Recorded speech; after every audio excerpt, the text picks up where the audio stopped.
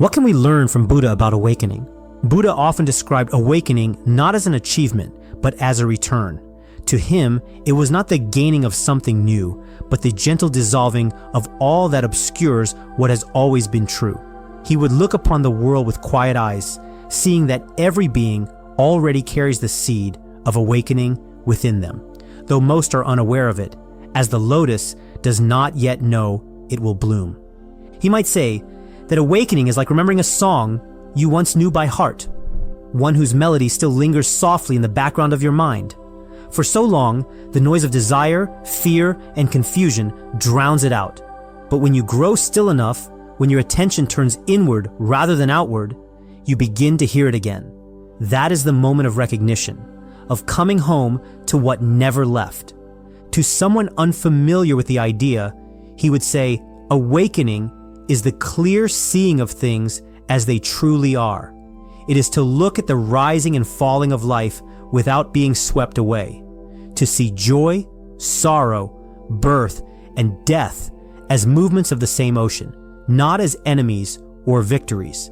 It is to realize that the self you protect and defend so fiercely is but a wave, cresting for a moment before returning to the sea. Awakening, then, is freedom from that wave's fear of ending. It is knowing that what you are cannot be lost because it was never separate. It is the end of resistance and the beginning of peace. In this state, compassion arises naturally as light shines without effort. The awakened one no longer asks, "How can I keep myself safe?" but rather, "How can I help all beings see what I have seen?" For in that seeing there is no difference between the seer and the seen, no inside or outside, no life apart from life. Buddha would smile gently and say that awakening is not something distant or reserved for saints. It is as close as a breath, as familiar as the quiet between thoughts. It is the great simplicity waiting beneath the noise of becoming, the truth that was never hidden, only overlooked. Buddha often spoke of moments not as isolated events, but as doorways. One such moment came when he sat beneath the Bodhi tree, not in search of something grand, but in surrender to what already was. He had exhausted every path of striving, every teacher, every ascetic practice. What remained was only stillness, bare, honest, unguarded. In that stillness, something shifted. The world did not change, but his seeing of it did. He realized that all his suffering had never come from the world itself, but from the illusion of separation between the seer and the seen. The self he had carried like a heavy stone dissolved in the quiet recognition that there was no self to be found, only life flowing, aware of itself. That night, as dawn approached, he saw the morning star and understood that its light had never truly been apart from him. Everything, from the smallest insect to the farthest constellation, was part of a single, breathing totality. It was not enlightenment that descended upon him, but delusion that fell away. He came to see that awakening is not the discovery of truth, but the end of resistance to it. The mind's endless grasping, its effort to define, to hold, to fix. These were the clouds veiling the clear sky. When they were gone, what remained was simple, silent awareness. For Buddha, that was the moment the seeking ended. He realized that the journey had always been circular, that the home he was searching for had never been lost.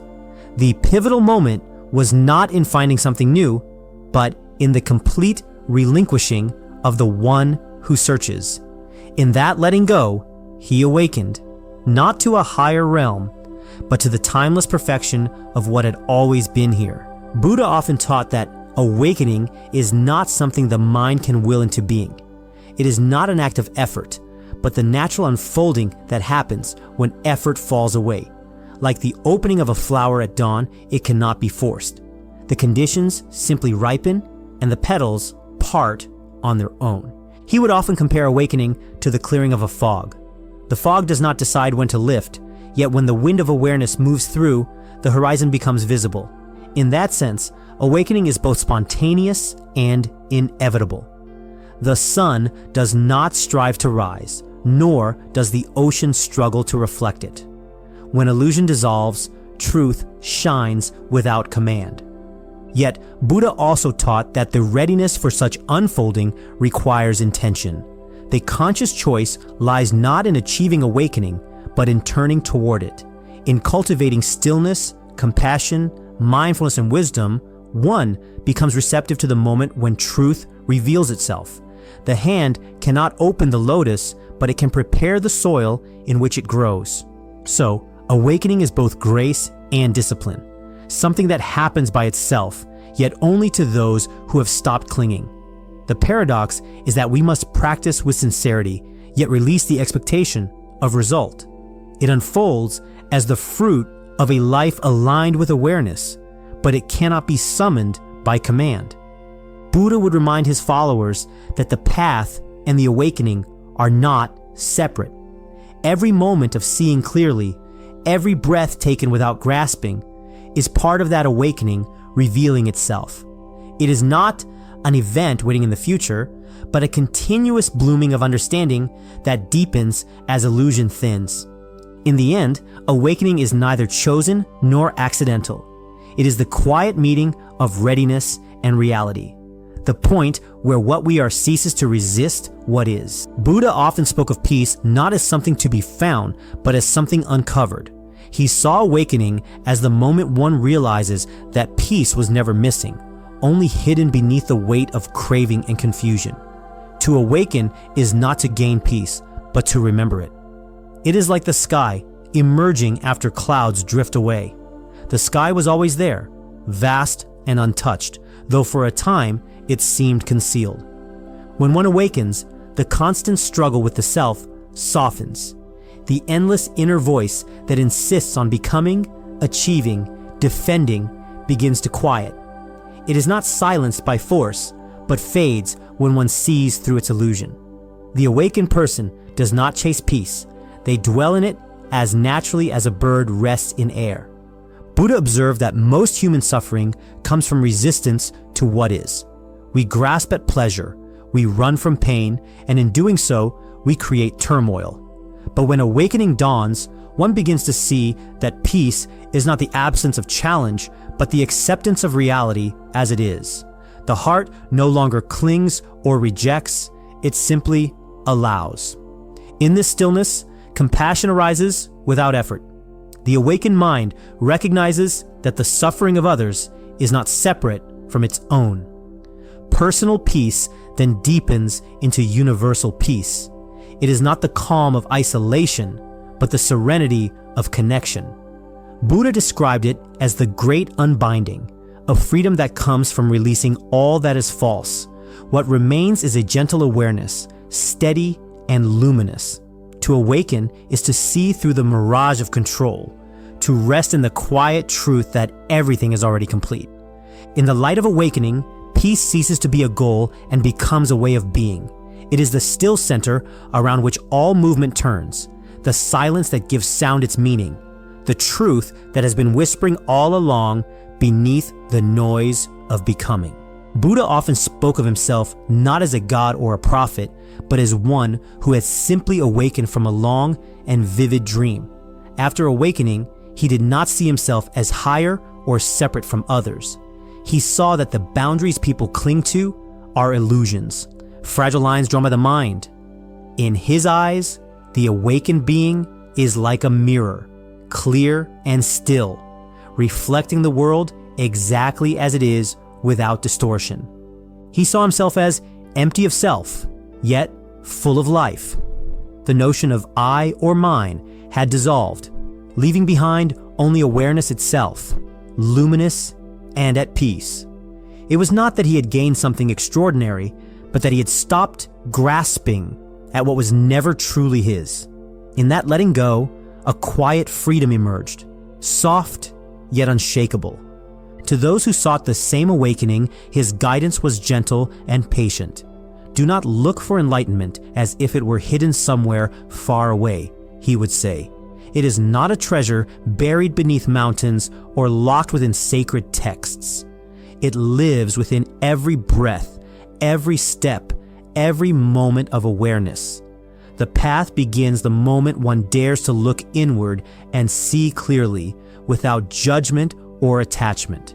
He advised seekers to walk the middle way, to avoid both indulgence and denial. Extremes cloud the heart while balance opens it.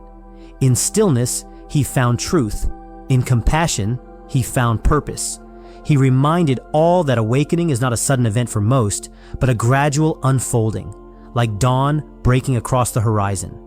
After awakening, Buddha moved through the world with the calm of one who no longer fears or desires. His joy was not born of pleasure, but of understanding.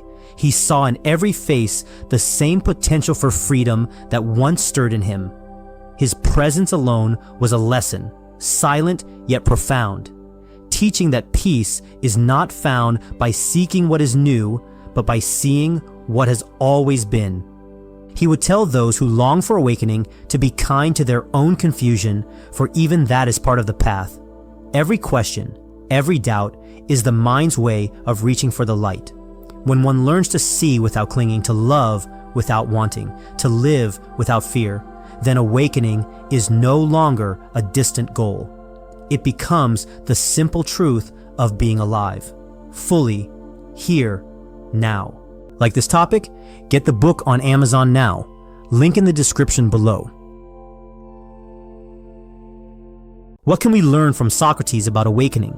Socrates often said that wisdom begins with the admission of ignorance. To him, awakening was not a flash of divine revelation, but a gradual turning of the soul toward the light of truth. He believed most people live in a kind of dream, mistaking shadows for reality, convinced that what they see and think must be the whole of existence. Awakening, then, was the art of questioning those shadows, of daring to ask what lies beyond the walls of habit and belief. He would describe it as a process of midwifery, the birth of understanding from within. Just as a midwife helps another bring forth a child but does not create it herself, the awakened mind helps itself give birth to truth that was already there. It is not about being taught what to think, but learning how to see. The moment one begins to question earnestly, with courage and sincerity, the long sleep of unexamined life begins to stir. Socrates saw awakening as a kind of inner revolution. It is uncomfortable at first, even painful. For to awaken is to realize how deeply we cling to illusions of knowledge, how tightly we hold onto our comforts and opinions. Yet, in that discomfort lies the seed of freedom. He believed that truth cannot be handed down like an object. It must be discovered through dialogue, reflection, and humility. To one who has never known this state, he might say that awakening is like stepping out of a cave into sunlight.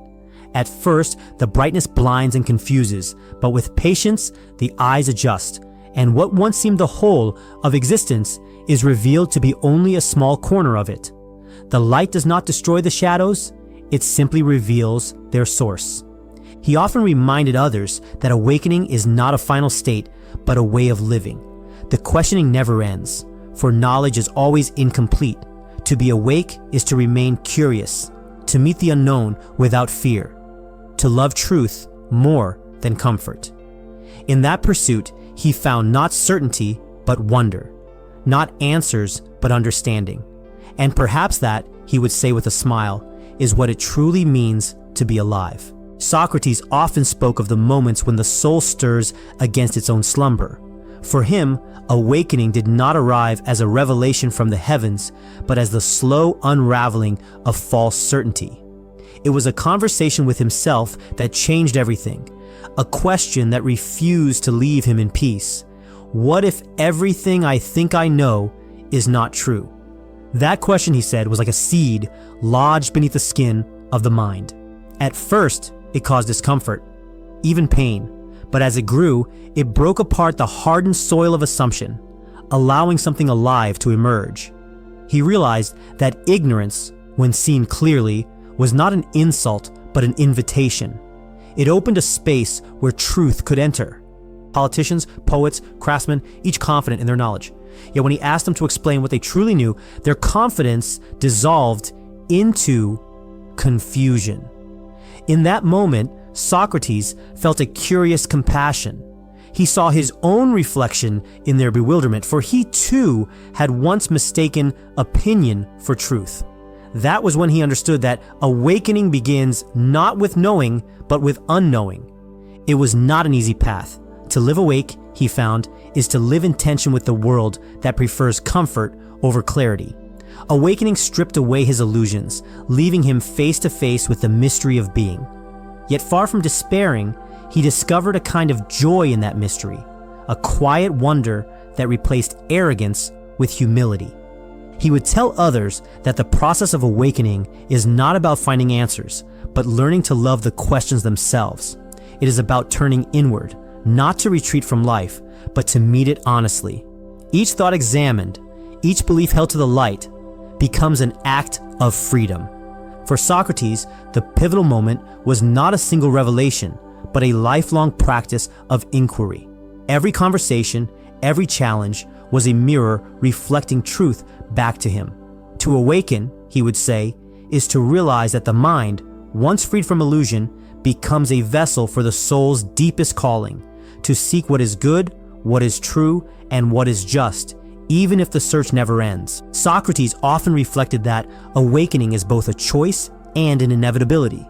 He saw it as the meeting point of human effort and divine mystery, something one must seek yet cannot fully control.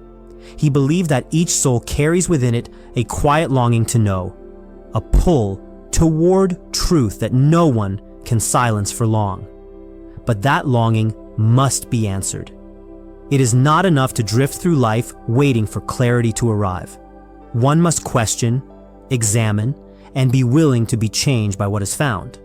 He compared the process to turning the soul around.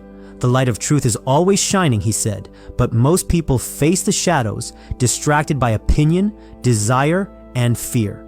To awaken is to make the conscious choice to turn toward that light. Yet, once the turn begins, the unfolding has a rhythm of its own. The soul adjusts slowly, painfully at times, learning to see without the comfort of illusion. Socrates often said that no one can force another to awaken. The teacher can guide, provoke, or unsettle, but the awakening itself is an act of inner will. Yet he also admitted that this will is stirred by forces beyond our control. A conversation that pierces our certainty, a loss that humbles us, or a moment of beauty that exposes the depth of our ignorance. These moments arrive unbidden, as if the universe itself conspires to shake us awake. He would smile at the question of choice, for to him, freedom and destiny were intertwined. The soul is free to resist the truth, but only for so long. Sooner or later, he believed, the call to examine one's life becomes impossible to ignore. In that sense, awakening is not something we do, but something that happens through us, when our questioning meets the readiness of the heart. For Socrates, to awaken is to remember who we already are, beings capable of wisdom, goodness, and wonder. It is both an act of courage and a surrender, the moment when reason and mystery stand side by side.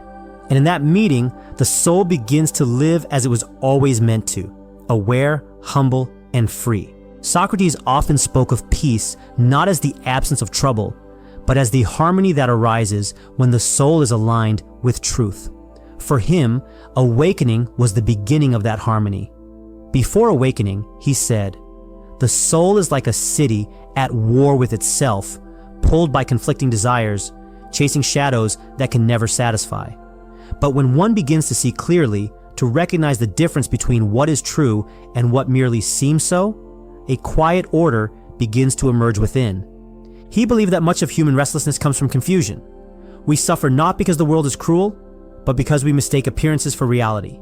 We cling to what is fleeting, hoping it will last, and ignore what is eternal. Awakening, he taught, dissolves this confusion. It allows the soul to rest in understanding, even in the midst of chaos. For when one knows what truly matters, the noise of the world loses its power. Socrates often compared the awakened mind to still water. In ignorance, the surface is stormy and unclear, reflecting distorted images of everything it sees. But through inquiry and self-examination, the waters grow calm, and in that stillness, truth can be seen as it is. This clarity brings peace, not because life becomes easier, but because the self no longer fights against reality. He also believed that awakening frees one from fear. The fear of death, of loss, of being wrong, all these dissolve when one understands that wisdom is not about control, but about acceptance. To live awake is to live in alignment with what is, not in resistance to it. That alignment, he said, is peace itself. For Socrates, peace was not something to be possessed, but something that flows naturally from awareness. When the soul no longer seeks to escape itself, when it meets the truth with humility and love, there is nothing left to disturb it. Awakening does not remove suffering from life, but it transforms the way one meets it. And in that transformation, the restless heart finds its rest. Socrates often spoke as one who had wandered through the fog of ignorance and come to rest in the quiet light beyond it. After awakening, he no longer saw himself as a man who possessed knowledge, but as one who had learned to love the search for it. He would smile at the thought of being wise. For true awakening, he said, was realizing how little one truly knows. That awareness, far from being despair, became his freedom. He saw himself not as a teacher, but as a companion in the great questioning. His role was not to fill others with ideas, but to draw from them what already slept within. He compared himself to a midwife, helping the birth of understanding from the labor of confusion. Once he awakened to this calling, he no longer sought praise or agreement. The arguments of others, the judgments of the city, the threat of death itself, all these lost their weight. What mattered was the life of the soul, its honesty, its willingness to meet truth without fear. After awakening, Socrates felt himself to be both smaller and larger. Smaller because the ego dissolved into the vastness of what he could not know. Larger because in that surrender, he felt united with something eternal. Like this topic? Get the book on Amazon now. Link in the description below. What can we learn from Alan Watts about awakening? Alan Watts often spoke of awakening as this sudden recognition that what we call I and what we call the universe are not two things at all. He would smile in that playful, knowing way of his and say that most of us are hypnotized into believing we are tiny egos standing apart from a vast, indifferent world. Awakening, he would say, is like realizing that the wave has never been separate from the sea. The moment the wave stops trying to hold itself together and simply feels its motion, it discovers it was the ocean all along. He liked to point out that life is not a problem to be solved, but a symphony to be heard. We keep trying to reach some grand finale, some state of perfection or peace, and in doing so, we miss the music that is already playing. Awakening happens when we stop listening for meaning and start listening to the sound itself. You see, he would say, there is no final note that completes the song. The beauty lies in its ongoingness, in the dance of tension and release, silence and sound, being and non-being. Watts often compared awakening to seeing through a magic trick. The trick of life, he'd explain, is that we have convinced ourselves we are the audience watching the performance, when in truth, we are both the magician and the act. The show never meant to fool you maliciously. It was designed for the joy of discovery. Once you see through it, the world does not become dull or meaningless. Quite the opposite. Every ordinary moment glows with a kind of mischievous wonder, as if the universe is winking at itself through your eyes. He would laugh and say that trying to attain awakening is like trying to lift yourself by your own shoelaces. The very effort keeps you bound. The trick, if one can call it that, is to stop trying so hard to wake up. For when you stop running after truth, truth catches up with you. When the seeker dissolves, what remains is not some lofty enlightenment, but a vivid, effortless intimacy with everything that is. Watts loved the image of water because it never struggles to be itself. It flows into every shape without resistance, yet it is never confined by any form. To awaken is to move like that, to live without clinging to identity, success, or permanence, to see that all things rise and fall together, effortlessly, in an eternal play that needs no justification. In the end, he would say, awakening is simply remembering what you truly are, the laughter of existence playing out as a human being for a little while. It is the realization that there was never anyone inside the skin doing the living. There was only life itself, dancing in perfect rhythm, pretending to be you. And when you see that, he would grin. The whole universe becomes a very good joke, one worth laughing with forever. Alan Watts often spoke of awakening not as a single flash of revelation, but as the slow dissolving of a persistent illusion. He would recall that his own understanding began to change when he realized the futility of trying to grasp life with the same hands that were clinging to it. It was not a moment of triumph, but of surrender, a soft laughter that arose when he saw that the seeker he had been chasing was the one who was looking all along. He would tell you that for years he sought enlightenment like a man searching for the horizon. The more he pursued it, the farther it seemed to recede. He studied scriptures, practiced disciplines, and conversed with monks and mystics, only to find that the harder he tried, the more entangled he became. The turning point came when he understood that all his striving was part of the dream he was trying to wake from. In that instant, he stopped running. And in the stillness that followed, the game changed completely. Watts would describe it as seeing through the veil of seriousness that covers the world. He realized that life was not a moral problem to be solved, nor a mountain to be conquered, but a kind of divine play. The universe was not a machine grinding forward towards some purpose. It was a living improvisation, like jazz, endlessly creating itself. To awaken was not to step outside of it, but to join the rhythm knowingly. He would smile and say that when you finally catch the beat, the entire cosmos becomes a kind of dance floor. And you, the dancer, were never separate from the music. He would often reflect that his understanding of awakening deepened when he noticed the way the mind divides experience into what should be and what should not be. It was in watching that constant battle that he began to laugh, because he saw the absurdity of trying to control a river with your hands. The flow of existence, he realized, does not need your permission to move. When you stop trying to dam it up, you discover you were the water itself, pretending to resist. In later years, he would say that awakening is not the end of the human story, but its fulfillment. It does not remove laughter or sorrow, ambition or fear. Rather, it places them in their proper context, as ripples on the surface of something immeasurably deep. The self that once felt trapped in time and space turns out to be time and space themselves, looking back in wonder. He would pause then, perhaps pour another cup of tea, and with that familiar glint in his eye, say, awakening is the realization that the universe has been playing hide and seek, and at the moment you stop searching, it jumps out from behind a tree shouting, "Here I am," and you laugh because of course it was you all along. Alan Watts often mused that awakening is both a choice and not a choice at all. He would begin with that unmistakable, playful tone in his voice, the kind that hinted at a paradox you were meant to feel rather than solve. He might say that to speak of awakening as a choice is already a bit like saying the ocean decides to make a wave.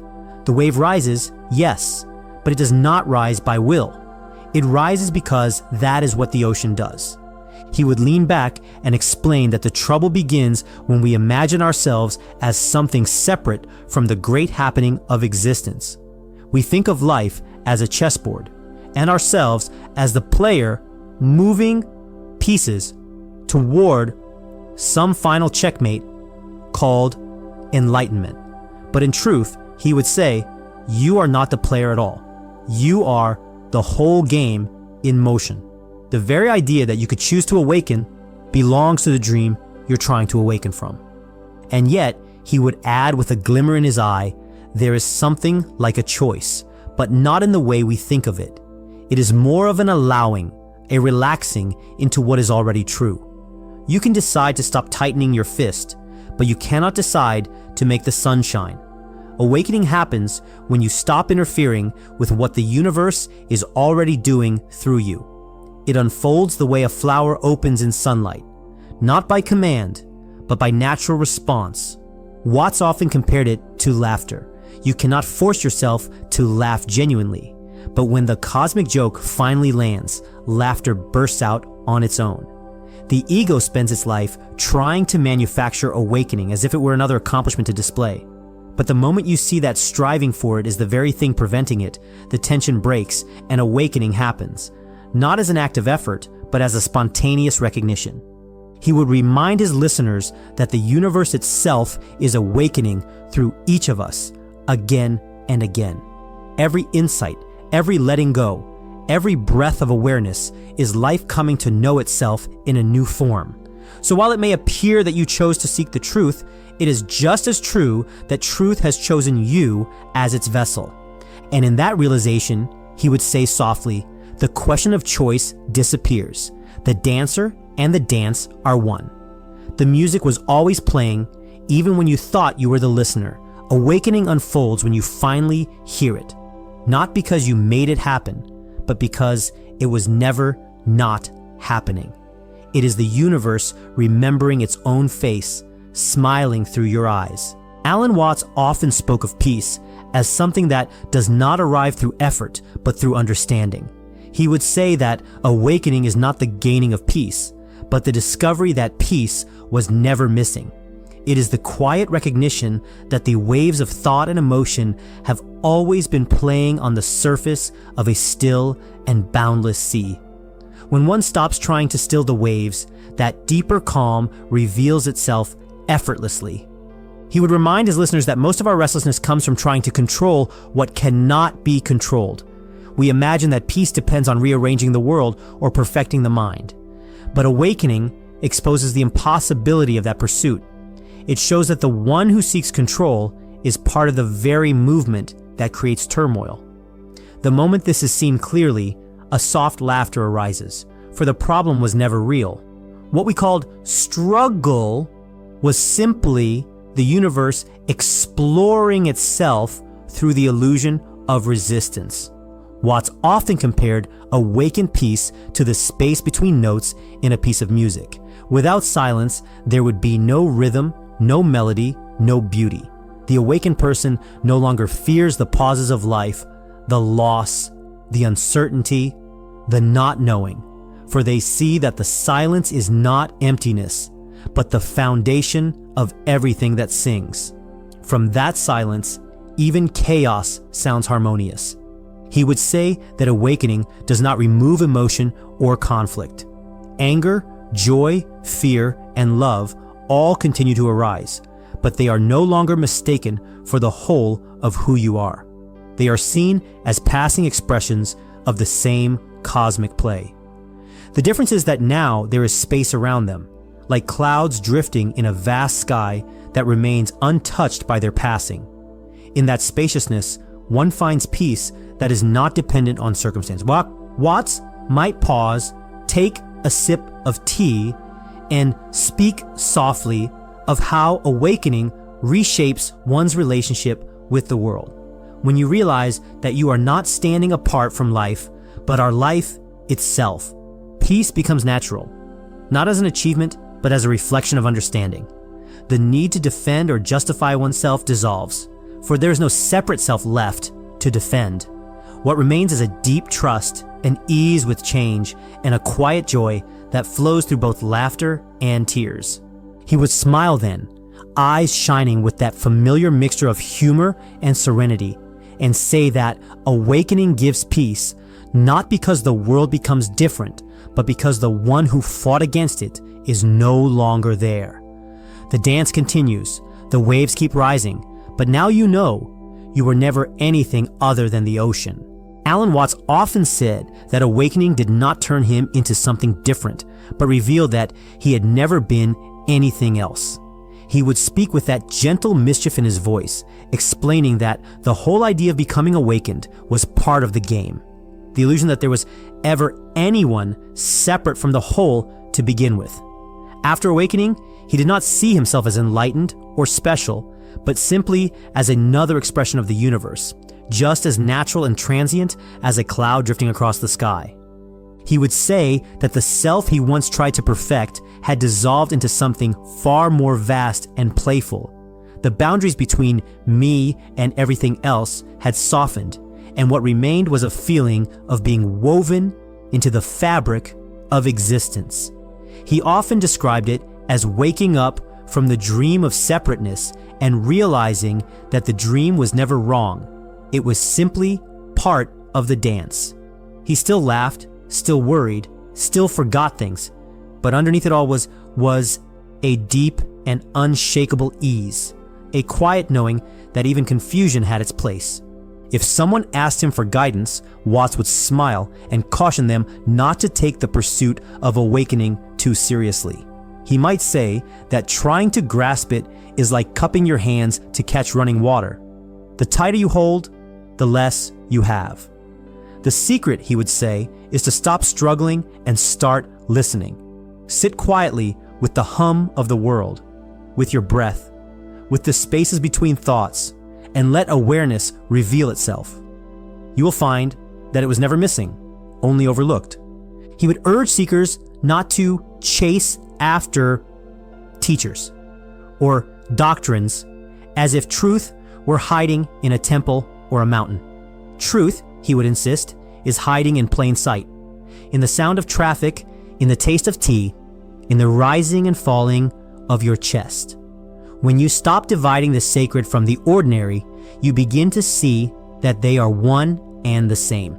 Watts often said that the most profound form of awakening is laughter, the laughter that comes when you finally realize the cosmic joke, that there was never anyone to save, nothing to attain, nowhere to go.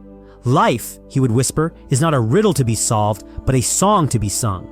And once you see that you are the song itself, there is nothing left but to dance along, freely, joyfully, without holding on to anything at all. Like this topic?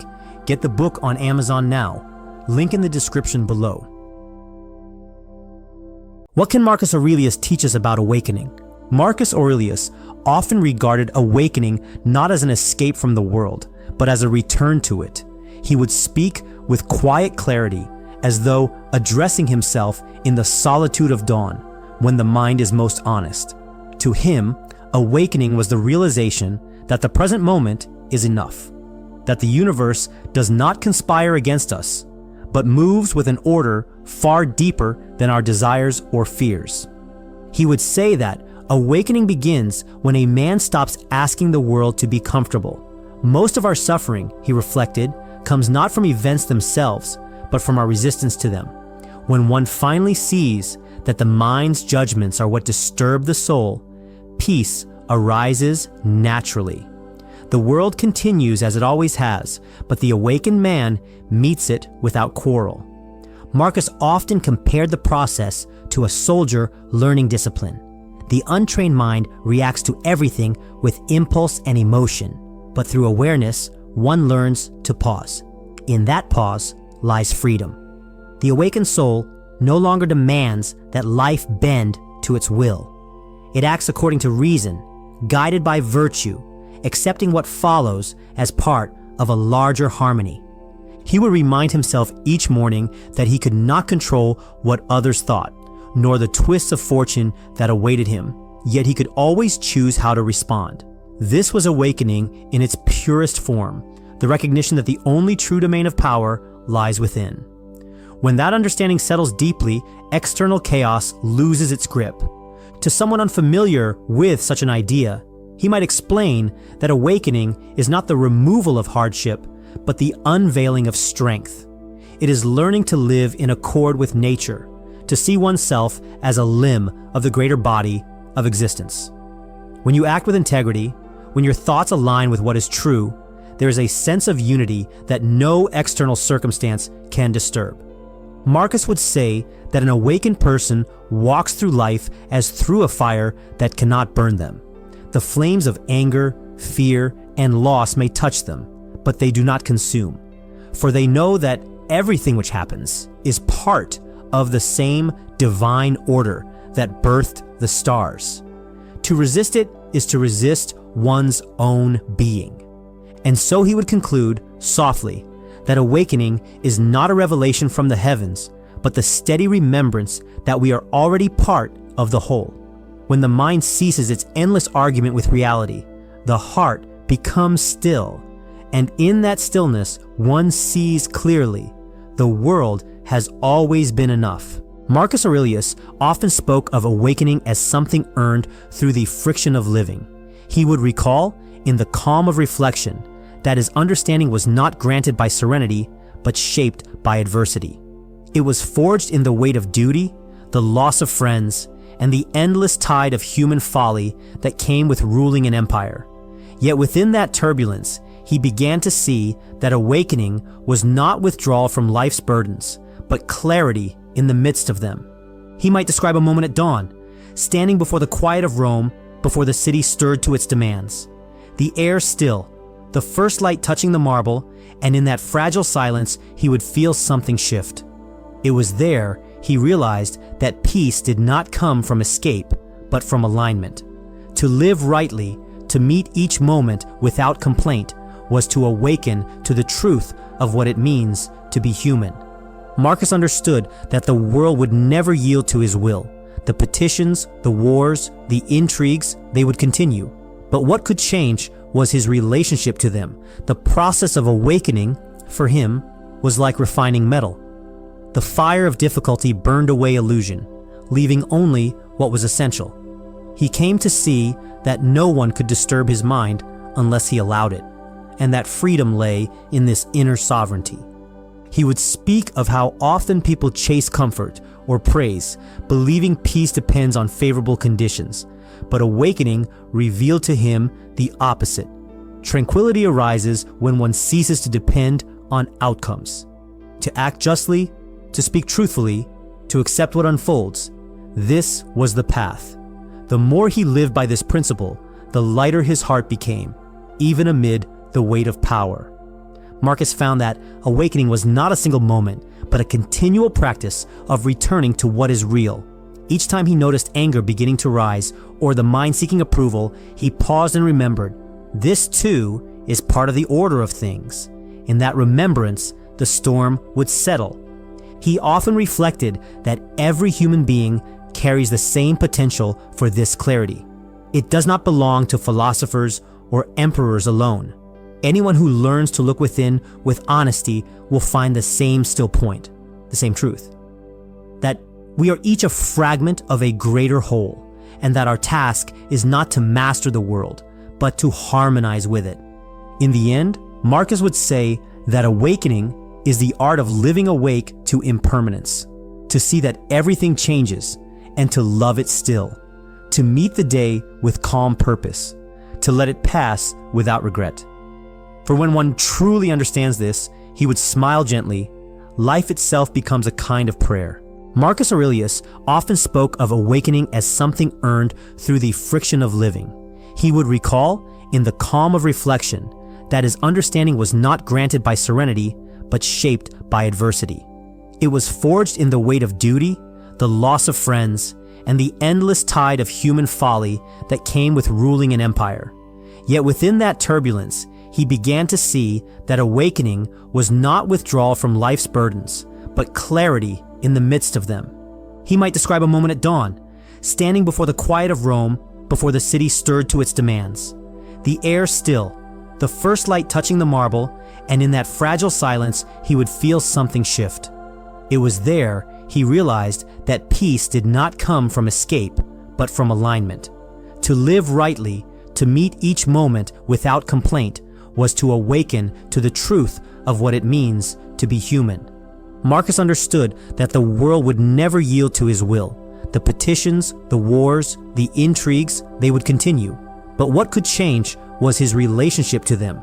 The process of awakening, for him, was like refining metal. The fire of difficulty burned away illusion, leaving only what was essential. He came to see that no one could disturb his mind unless he allowed it, and that freedom lay in this inner sovereignty. He would speak of how often people chase comfort or praise, believing peace depends on favorable conditions, but awakening revealed to him the opposite. Tranquility arises when one ceases to depend on outcomes. To act justly, to speak truthfully, to accept what unfolds, this was the path. The more he lived by this principle, the lighter his heart became, even amid the weight of power. Marcus found that awakening was not a single moment, but a continual practice of returning to what is real. Each time he noticed anger beginning to rise or the mind seeking approval, he paused and remembered, this too is part of the order of things. In that remembrance, the storm would settle. He often reflected that every human being carries the same potential for this clarity. It does not belong to philosophers or emperors alone. Anyone who learns to look within with honesty will find the same still point, the same truth. That we are each a fragment of a greater whole, and that our task is not to master the world, but to harmonize with it. In the end, Marcus would say that awakening is the art of living awake to impermanence, to see that everything changes, and to love it still, to meet the day with calm purpose, to let it pass without regret. For when one truly understands this, he would smile gently. Life itself becomes a kind of prayer. Marcus Aurelius often reflected that awakening brings peace not because life grows gentler, but because the soul learns to meet it with steadiness. He saw peace not as the absence of struggle, but as the quiet strength that arises when one understands the nature of things. The awakened mind, he would say, no longer wastes itself in complaint or resistance. It accepts what comes, knowing that the same order that guides the stars also governs the smallest moments of one's life. He would speak of how the unawakened man searches endlessly for tranquility in wealth, praise, or escape, only to find that such peace fades as quickly as it is found. True calm, Marcus realized, comes only when the mind aligns itself with reality. When you stop demanding that the world behave according to your preferences, you begin to rest in the way it actually is. This acceptance is not resignation, but wisdom, the recognition that harmony lies in living according to nature, not in trying to bend nature to your will. For Marcus, awakening meant seeing how fleeting all things are: power, youth, sorrow, joy. Once this is seen, the frantic grasping that agitates the soul begins to dissolve. He often wrote that everything is in motion, that change is the law of the universe. To awaken to this truth is to stop fearing loss, for nothing was ever truly yours to lose. What remains is a serenity that cannot be shaken by fortune or circumstance. He would explain that personal peace deepens when one understands that every event, pleasant or painful, has its place within the greater whole. The awakened person no longer asks, "Why me?" but rather, "How can I meet this moment with integrity?" This simple turning of thought transforms suffering into strength. What once felt like burden becomes participation in the unfolding order of the cosmos. Marcus found that when the mind ceases to resist, the heart opens. Compassion becomes natural, for you see that others too are carried along by forces they did not choose. You cease to blame, and in that forgiveness, a vast calm spreads within. Peace, he would say, is not granted by the world. It is cultivated by understanding your unity with it. In his later years, he came to see awakening as the highest form of freedom. It releases you from the tyranny of desire and fear, returning you to the simple joy of being alive. You begin to see that each breath, each sunrise, each act of kindness is enough. And in that clarity, peace no longer depends on what happens outside you. It lives quietly within, untouched, like a flame sheltered from the wind. Marcus Aurelius often spoke of awakening as the quiet understanding that nothing outside the soul can disturb its peace unless one allows it. He saw himself not as someone transformed into a higher being, but as a man who had finally learned to see clearly. After awakening, he no longer imagined himself as a ruler standing above others, but as a participant in the vast rhythm of nature, a small part of a greater harmony that needed no ornament or claim of greatness. He would say that awakening did not make him indifferent, but compassionate. When he looked upon others, he no longer saw ignorance as something to condemn, but as a state of sleep he too had known. To awaken is to remember how easily one can forget what matters, and so he approached others with patience. He understood that the same divine reason guiding his own mind also moves through theirs, even when hidden by confusion or fear. Marcus often described his life after awakening as a practice of constant return. Each morning, he reminded himself that he was part of something vast, that the day ahead would bring both order and difficulty, and that both belonged to the same whole. The storms of the world no longer unsettled him because he had stopped wishing them away. Instead, he met them as lessons in endurance and humility. If he were to offer guidance to those seeking awakening, he would tell them to begin by examining their thoughts. Look closely, he would say, at what you call good and bad. See how your judgments shape the world more than the world itself.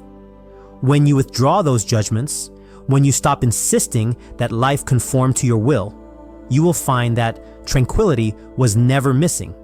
It was only obscured. He would also remind them that awakening does not come through withdrawal from life, but through deeper engagement with it.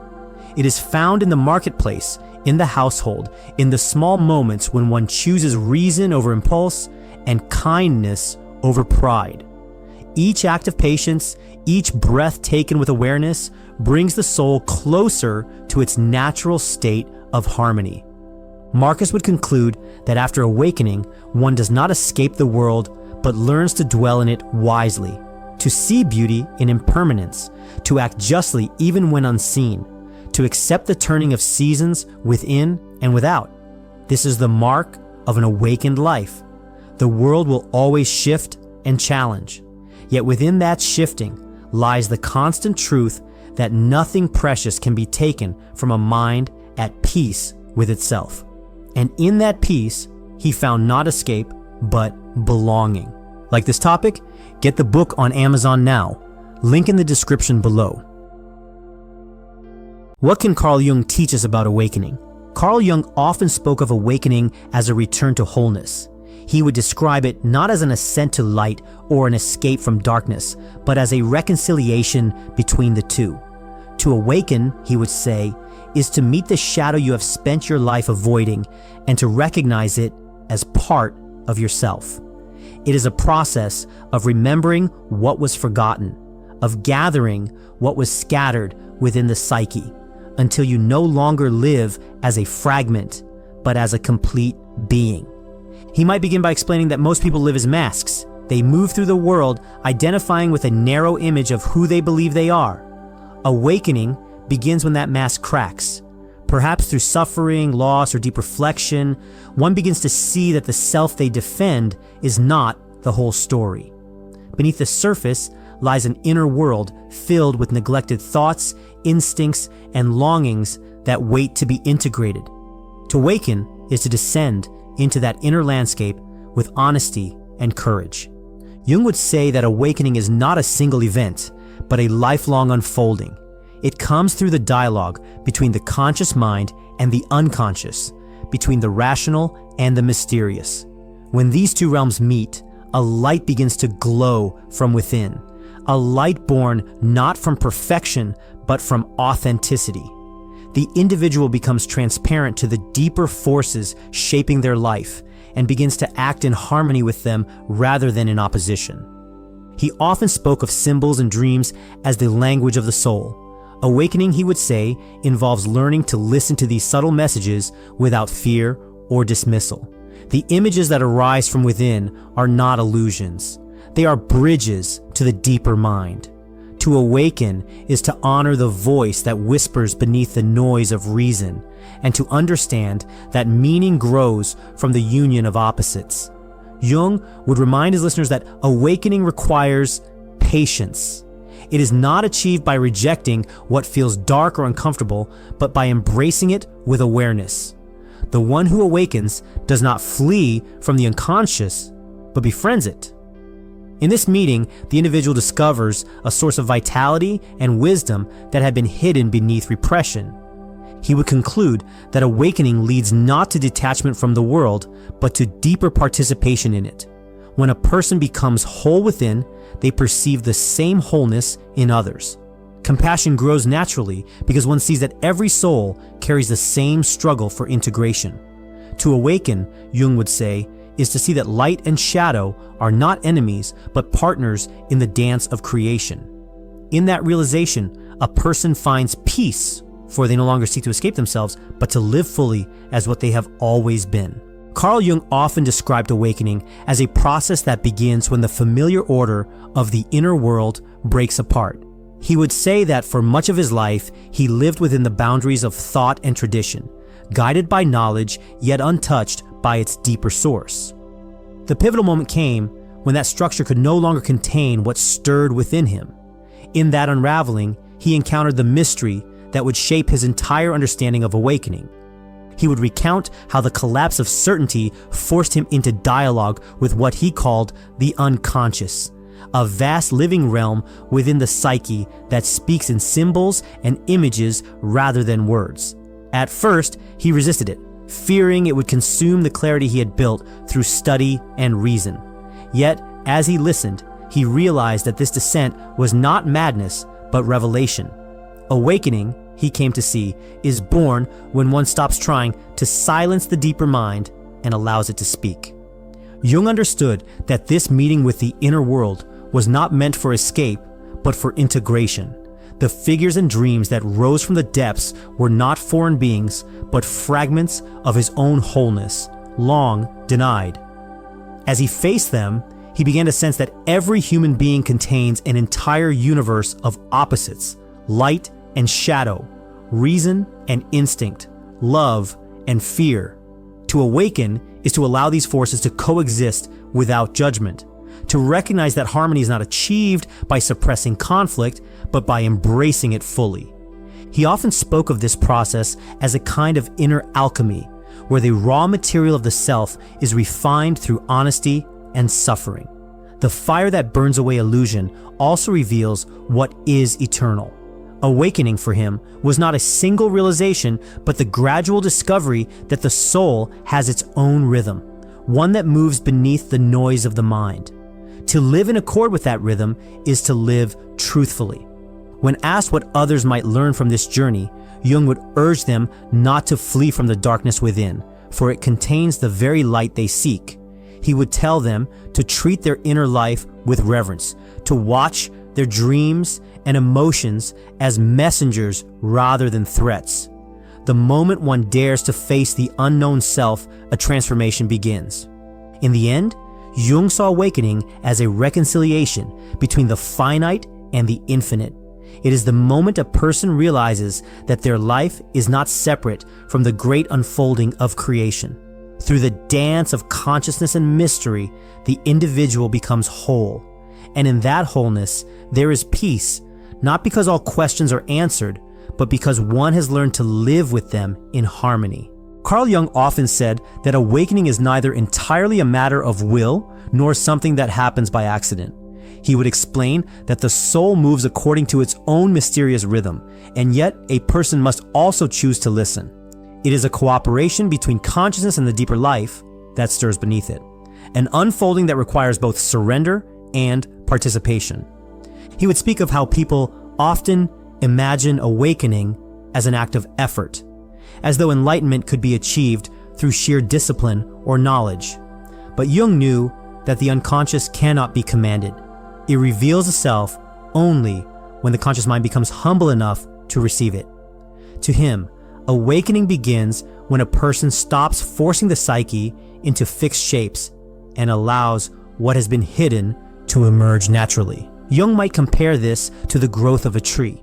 You cannot pull the branches upward to make them reach the sun. You can only tend the soil, remove the weeds, and allow the light to do its work. So it is with the soul. When the mind becomes quiet and honest, the unseen begins to rise toward awareness. The unfolding is inevitable, but it can be delayed or distorted by fear and denial. He often reflected that the moments which truly awaken a person rarely come through intention. They appear in dreams, in loss, in sudden insight, in the subtle whisper of intuition. Yet whether one notices them depends on readiness. The conscious mind must cultivate a kind of inner listening, a willingness to meet what emerges without judgment. That act of openness is the only real choice we have in awakening. For Jung, the path of awakening was inseparable from individuation, the journey of becoming whole. This process draws the individual toward greater balance, uniting what was divided within. But the deeper intelligence that guides this movement is not of the ego. It belongs to the self, the larger totality of the psyche, which quietly works toward integration whether we acknowledge it or not. He would say that awakening ultimately unfolds on its own, but awareness refines the unfolding. The conscious mind must learn to cooperate with the forces shaping it rather than struggle against them. When that cooperation matures, one begins to live in harmony with both the seen and unseen worlds. The individual ceases to chase awakening and instead becomes its expression. In his later years, Jung described this as the soul's natural ripening. Life itself is the teacher, the unconscious its silent companion. To awaken is to realize that every joy, every wound, every dream was part of the same guiding hand. And once this is understood, he would say softly, there is no longer the question of choice. The river has always been flowing. The task is simply to stop clutching the shore and let it carry you home. Carl Jung often spoke of awakening as the restoration of inner balance. He believed that peace does not come from silencing the mind, but from reconciling the parts of oneself that have long been in conflict. When a person awakens, he would say, they no longer try to eliminate their fears, desires, or doubts, but to understand them as expressions of the same living whole. True peace begins not with control, but with acceptance. He would explain that before awakening, the human being is divided. One part strives for virtue, another hides in the shadows, another longs for meaning, while another clings to comfort. This inner tension creates restlessness, a feeling that something essential is missing. Awakening reveals that nothing was ever missing at all, only unrecognized. The peace that follows is not stillness without movement, but harmony among all the voices within. Jung often said that awakening requires courage, for it means facing the truths the mind has avoided. Many resist this, thinking peace can be found by suppressing what disturbs them. Yet whatever is repressed grows stronger in secrecy. When a person finally turns inward and listens, even to what frightens them, the energy once trapped in fear transforms into understanding. The unconscious no longer feels like an enemy, and in that reconciliation, the soul finds rest. He would describe awakened peace as a living equilibrium. It is not the absence of emotion, but the awareness that each emotion has a rightful place. Anger, grief, and joy all flow through the same vessel, and the awakened person learns to let them pass without judgment. The storms of life still come, but they no longer uproot the mind. One begins to trust the natural order of things, recognizing that even pain serves a purpose in the unfolding of wholeness. Jung found that as awakening deepens, the boundaries between the personal and the universal begin to blur. The individual feels connected not only to their own history, but to something timeless. From this awareness grows compassion, for one sees that every human being is engaged in the same inner journey. Peace, then, is not isolation from the world, but communion with it. In his reflections, he often compared this peace to the calm at the center of a wheel. The outer rim still spins with the motion of daily life, but the hub remains steady. To live from that center is to be awake. The mind no longer seeks to control life's movement, but to participate in it consciously. And in that participation, the soul knows a quiet joy that does not depend on fortune or circumstance. Jung would end such a reflection by reminding his listeners that awakening does not grant perfection. It brings understanding. And from understanding flows a peace that is not fragile because it is rooted in truth. To awaken, he would say, is to see that even the darkness within us serves the light, and that nothing in the human heart is outside the reach of harmony. Carl Jung often described awakening as the realization that the journey inward is endless, yet each step reveals a greater simplicity. After awakening, he did not see himself as a man who had transcended humanity, but as one who had finally accepted it. He would say that to awaken is not to escape the human condition, but to embrace it fully, to see both the light and the shadow within oneself as necessary expressions of life. He would reflect that the self he once thought he knew had dissolved into something larger, something that belonged not only to him, but to all existence. The boundary between the personal and the universal became thinner, and he began to recognize that what he once called his struggles were not his alone. They were part of the shared story of humanity, repeating through every soul that seeks meaning. Awakening brought humility, for he saw that the depths of the psyche were not possessions to master, but mysteries to serve. Jung might describe himself as quieter after awakening, not quieter in voice, but in the movements of the inner life. The restlessness to define, to achieve, to prove had softened. What replaced it was curiosity, a steady wonder at how the unconscious continues to reveal itself in symbols, dreams, and moments of intuition. He no longer demanded that life make sense according to logic. He learned instead to let its deeper order speak through experience. If asked what guidance he would offer others, Jung would tell them to trust their descent into the unknown. The path to awakening, he would say, often begins in confusion, when the structures that once held certainty begin to collapse. That falling apart is not failure, it is initiation. The unconscious is not an enemy to be conquered, but a teacher to be heard. When one learns to listen with patience, what seems chaotic becomes meaningful. He would advise seekers not to imitate others, for the way of awakening is unique to each soul. No doctrine or teacher can reveal what the inner life is ready to show. The task is to follow the thread of one's own experience with honesty, even when it leads into darkness. There, in the meeting of fear and awareness, the true self begins to take form. Jung often said that the goal is not perfection, but wholeness. Awakening does not erase the shadow, it integrates it. It allows a person to live from the center rather than from fragments. From that center arises a peace that is not dependent on success or approval, but on the quiet recognition that one is aligned with the truth of being. He would end such a reflection by saying that after awakening, he no longer sought to explain the mystery of life. It was enough to live it. To be awake is to walk in partnership with the unknown, to act with love toward others who wander in their own darkness, and to trust that every soul, in its own time, is drawn toward the light that has always been waiting within. Like this topic? Get the book on Amazon now. Link in the description below. What can we learn from Jesus about awakening? Jesus often spoke of awakening as the remembrance of divine life already present within each soul. He would describe it as the moment when the eyes of the heart open and one realizes that separation from God was only an illusion.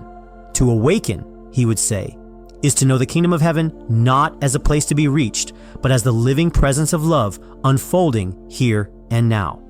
He might tell those who listened that the world often teaches people to seek peace in wealth, power, or recognition, yet awakening reveals a different treasure. It shows that everything the heart longs for already dwells within. When a person turns inward and listens with stillness, the light of the Father shines through them. That light does not belong to any one being. It is the breath that sustains all creation. Jesus would explain that awakening is not a removal from the world, but a renewal within it.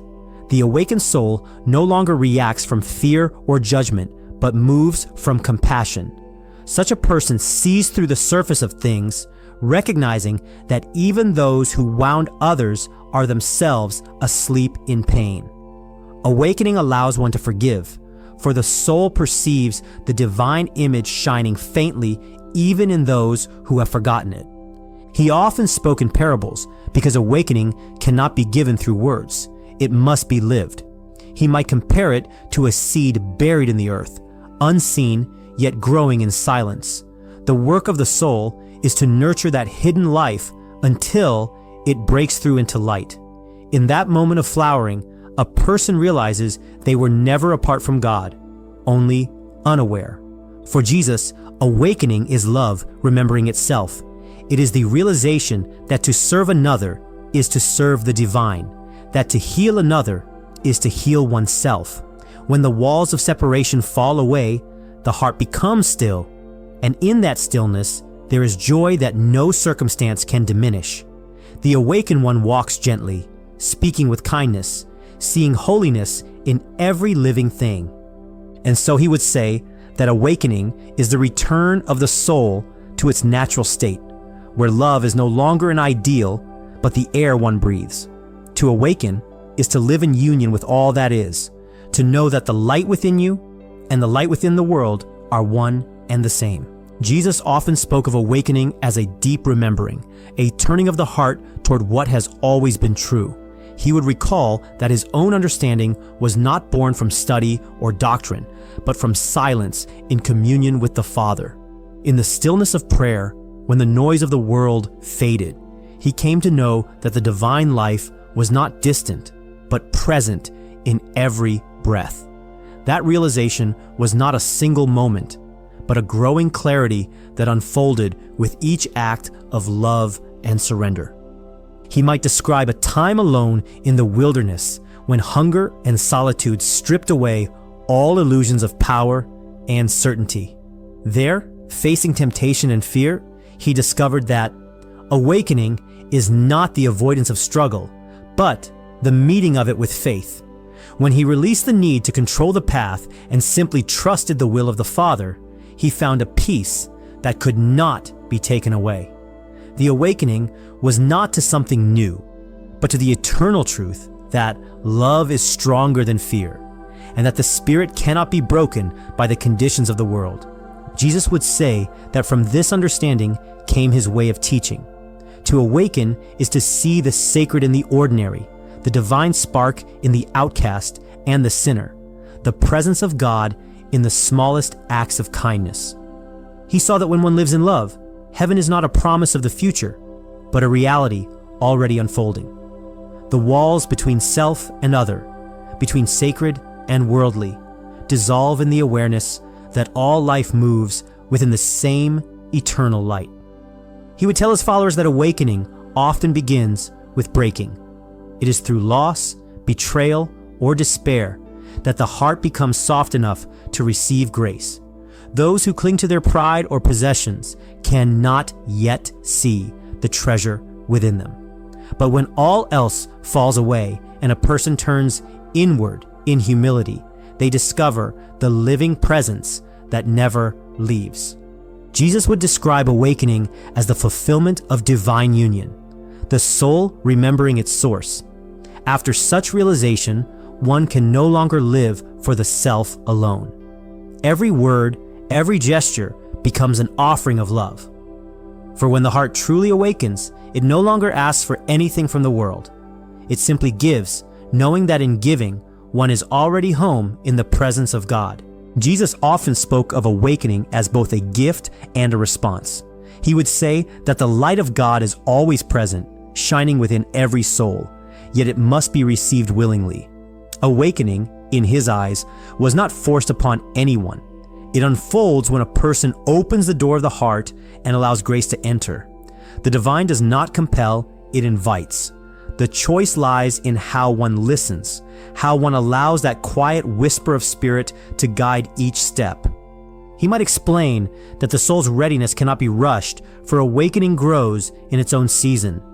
Just as a seed waits beneath the soil until the right warmth draws it toward the sun, so too does the heart awaken when the time is right. The Father's will works silently within, even when one is unaware. The conscious choice, then, is not to awaken by effort, but to surrender to what has already begun. Jesus would remind his listeners that no one can awaken through pride or striving. Those who cling to the world's rewards will find the door closed, not by divine rejection, but by their own grasping. Yet the moment a person yields and says, "Let it be done according to your will," the door opens effortlessly. Grace flows where resistance ends. Awakening, he would say, is the meeting of divine mercy and human humility. He often spoke of this mystery through parables, showing that the shepherd seeks the lost sheep before it even knows it is missing. The search of God for the soul and the turning of the soul toward God are not separate events, but one movement of love. In this sense, awakening is both a choice and a revelation, both the hand that reaches and the hand that welcomes. Jesus would say that when the soul finally surrenders, the peace that follows feels both given and remembered. It is not an achievement, but a return. The person who awakens does not rise above others, but sees that all are loved equally. All are held within the same divine embrace. And from that awareness flows compassion, forgiveness, and joy. For the awakened heart no longer seeks. It simply abides in the presence of God that was there all along. Jesus often spoke of peace not as something the world could give, but as a quiet knowing that lies within the awakened heart. He would say that awakening brings a kind of stillness that cannot be shaken by outer change. When a person awakens, they no longer live in fear of loss or in pursuit of control. They rest in trust, knowing that the will of the Father moves through all things with wisdom beyond human sight.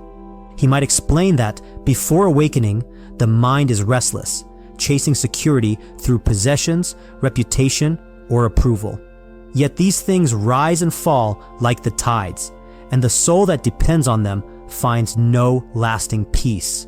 Awakening reveals that peace is not the absence of struggle, but the presence of divine certainty within it. The awakened one knows that even in suffering, love is near. Jesus would describe this peace as the fruit of surrender. When one releases the burden of self-will and allows the divine flow to guide their life, conflict dissolves from within. The heart softens, the desire to judge fades, and forgiveness becomes natural. To forgive, he would say, is not to excuse wrongdoing, but to free the soul from bondage to anger. Through that release, peace takes root like a living seed. He would remind his followers that awakening does not separate one from the world, but changes how one moves within it. The awakened person walks among chaos, yet remains inwardly calm, for their center is anchored in God. They do not seek peace by avoiding life, but by embracing it with compassion. Every moment becomes an opportunity to reflect divine love, and in that reflection, harmony grows. Jesus might end such a teaching with a quiet smile, saying that the peace born of awakening is not fragile. It does not depend on circumstance, nor can it be taken away. It is the peace of knowing that all things, seen and unseen, are held in the same eternal embrace. When the heart realizes this truth, it ceases to struggle and begins to rest in the living presence of God. That rest is awakening made complete. Jesus often spoke of awakening as the return of the soul to its true home, the remembrance of unity with the Father. After awakening, he saw himself not as one set apart, but as one among all, a mirror of the divine presence that lives in every being. He would say that to awaken is to see clearly, to recognize that there is no separation between God and creation. Only the veil of unawareness that love gently removes. He might reflect that awakening did not make him greater but humbler. The more he saw of the divine light, the more he understood that all power and wisdom flow from a source beyond the self. His task was simply to be an instrument, a vessel through which the will of the Father could move without obstruction.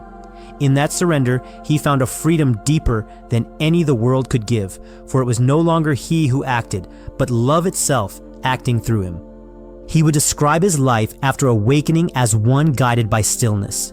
No matter what arose around him, whether adoration or anger, he remained centered in peace. The storms of the world did not disturb him because he knew they were temporary waves upon an eternal sea. From that awareness, compassion became effortless. He saw the suffering of others not as punishment or failure, but as longing for reunion with the divine. If asked what guidance he would offer, Jesus would tell seekers to look within rather than beyond. The kingdom they search for is not hidden in distant realms, but present in the quiet place where thought gives way to presence. He would remind them that awakening is not achieved through striving, but through yielding. The soul awakens when it stops trying to grasp God and allows God to grasp it. He would encourage them to love, not as emotion, but as awareness. To love the stranger, to forgive the one who wounds, to bless even what is difficult, is to live from the awakened heart. Each act of love clears the mind. Each moment of mercy opens the way for grace to enter. Jesus would say softly that after awakening, one no longer asks what to seek or how to serve. The heart becomes still, and in that stillness, the truth is revealed. You and the Father are already one. To live from that knowing is to live in heaven, even while walking upon the earth. Like this topic? Get the book on Amazon now. Link in the description below. What can Lao Tzu teach us about awakening? Lao Tzu often spoke of awakening as the gentle recognition that all things arise and pass within the same boundless harmony. He would say that awakening is not a goal to be reached, but a return to the way things already are. When a person ceases to struggle against the flow of life, when they release their need to control, what remains is the quiet clarity of the Tao. He might explain that most people move through the world like rivers fighting their own current. They seek purpose in movement, meaning in effort. Yet the more they push, the further they drift from peace. Awakening comes when one learns to be still enough to see that the current has always been moving in the right direction. In that stillness, truth reveals itself without words. Lao Tzu would describe awakening as the dissolving of boundaries. The self, which once seemed so separate, softens into the whole. Mountains, wind, laughter, sorrow, all are seen as expressions of the same breath. To awaken is to live without the armor of distinction, to walk through the world without claiming ownership of its beauty or its pain. He might smile and say that awakening is like water. It does not strive, yet it nourishes everything it touches. It yields to every obstacle, yet nothing can resist it. The awakened one lives in this same spirit, gentle yet unshakable, humble yet vast. Such a person no longer seeks to possess wisdom, for they have become the space in which wisdom moves. Lao Tzu would remind his listeners that awakening is not found in the future, nor in the teachings of another. It lives in the breath, in the simple act of being. To open one's eyes fully is to see that the Tao is not distant, but present in every falling leaf, in every quiet moment of awareness. He would end by saying that to awaken is to remember. The world has never been asleep, only the mind forgets its place within it. When remembrance returns, there is no striving left, no seeking, only the soft understanding that everything, just as it is, has always been complete. Lao Tzu often spoke of awakening as a deep and silent unfolding, not a moment of discovery, but a gradual returning to what has always been. He would recall a time when he watched the river near his home and realized that the water never resists its path. It moves without effort, shaping and being shaped, flowing through both stone and open field with equal grace. In that observation, he understood that to awaken is to live as the river lives, without struggle against the movement of life. He might explain that in his early years, he too sought meaning through effort, searching for truth as though it were hidden somewhere beyond reach. Yet the more he searched, the more restless his spirit became. The pivotal shift came when he stopped searching. In stillness, the need to understand dissolved, and what remained was the simple awareness that the Tao was already present in all things, including the search itself. Lao Tzu would describe awakening as the realization that control is an illusion. The world unfolds according to its own rhythm, whether we grasp or release. He would smile and say that the sage finds peace not by mastering the flow, but by moving with it. In that surrender, wisdom arises naturally, as effortless as breathing. He would often reflect that awakening softens the heart. When he ceased to divide life into what he desired and what he resisted, he began to see beauty in every form of change. The falling leaf, the passing storm, the silence after laughter, all became teachers. Through them, he learned that awakening is not about transcending the world, but about seeing its perfection in every impermanent thing. Lao Tzu would share that this understanding brought a gentle joy, one free of expectation. The mind that once demanded answers became quiet, and from that quiet came compassion. For when one lives without resistance, one sees that all beings move through the same current, each returning in their own time to the source. He would conclude softly that awakening is not something to be found through force or belief. It is the recognition that the Tao has been flowing through you since the beginning, waiting only for you to stop clinging to the shore. When you release yourself to it, even for a moment, you discover that you have been home all along. Lao Tzu often spoke of awakening as a mystery that cannot be forced, yet cannot be avoided. He would say that it is like the blooming of a flower. The flower does not decide to open, nor does it resist the sun. It unfolds because the season calls it to, because life itself draws it toward expression. So it is with the human spirit. Awakening is not a choice made by the mind. It is the natural ripening of awareness when the time is right. He might explain that the idea of choice belongs to the restless part of the mind that believes it must control all things. Yet the Tao does not work through control.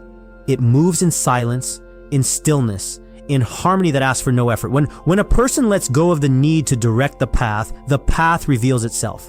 This release, this yielding, is the only real act of choice one can make. To allow life to flow through you instead of trying to shape it. That is the doorway to awakening. Lao Tzu would describe awakening as the meeting of the seen and unseen, a quiet recognition that all opposites serve the same purpose. Joy and sorrow, fullness and emptiness, gain and loss. Each guides the soul toward balance. The unawakened person clings to one and fears the other. The awakened person watches both pass through and remains untouched. He would say that this unfolding is already happening in everyone, just as water naturally finds its way to the sea. Some resist the current, others drift with it. The wise learn to float, neither hurrying nor hesitating. In this way, awakening arrives not as a reward for effort, but as the simple truth revealed when effort ceases. Lao Tzu might smile softly and say that the Tao has no need to awaken, for it has never been asleep. It is we who dream of separation, and in the moment we stop chasing the dream, we find ourselves awake. Nothing has changed except the seeing. The river was always flowing, the sky always open, and the heart always free. To realize this is not to achieve awakening, but to remember what has never been lost. Lao Tzu often spoke of awakening as the quiet settling of the heart. He would say that before awakening, the mind is like a pond stirred by wind, reflecting only fragments of the sky. When one awakens, the wind of striving subsides, and the water becomes clear again. In that stillness, peace appears naturally, not as something earned, but as something revealed. He might explain that peace does not come from arranging the world to our liking, for the world is always in motion. It comes from flowing with the motion rather than resisting it. The awakened one understands that change is the nature of life, and in accepting this, they are no longer tossed about by it. They walk through joy and sorrow with the same quiet grace, knowing that both are waves upon the same sea. Lao Tzu would describe awakening as a return to simplicity. When the heart stops chasing what it does not need, it discovers that everything essential was already here. The person who awakens no longer divides life into success and failure, right and wrong, gain and loss. They see all things as expressions of the same truth, and from that vision, peace arises without effort. He would often speak of the Tao as the great harmony that holds all opposites. To live in that harmony is to rest in what is. The awakened one does not cling to pleasure or flee from pain, for both belong to the same balance. They understand that peace is not the absence of disturbance, but the presence of acceptance. He might smile and say that awakening softens a person. They become gentle, patient, and kind, for they no longer feel the need to control. Even in conflict, they remain calm, like a tree that bends with the wind but doesn't break. Their peace is not fragile, for it comes from knowing that nothing in the world can diminish the wholeness of being. Lao Tzu would conclude that awakening restores the natural order within. When the mind is no longer divided, the heart no longer restless, peace flows like a river returning to the sea. It is not an achievement, but a homecoming, a return to the still center that has been present all along. Lao Tzu often described awakening as returning to the state of being he had never truly left. After awakening, he no longer saw himself as a teacher, a sage, or even a man apart from the world. He became as he imagined water to be, humble in its nature, content to flow wherever the ground allowed. In that return to simplicity, all division between himself and the universe dissolved. He would say that after awakening, the sense of ownership vanished. The words mine and yours, success and failure lost their weight. What remained was quiet participation in the endless unfolding of the Tao. He saw himself not as one who possessed wisdom, but as one who allowed wisdom to move through him. Life no longer felt like something to shape, but something to trust. Lao Tzu would reflect that awakening softened every part of his being.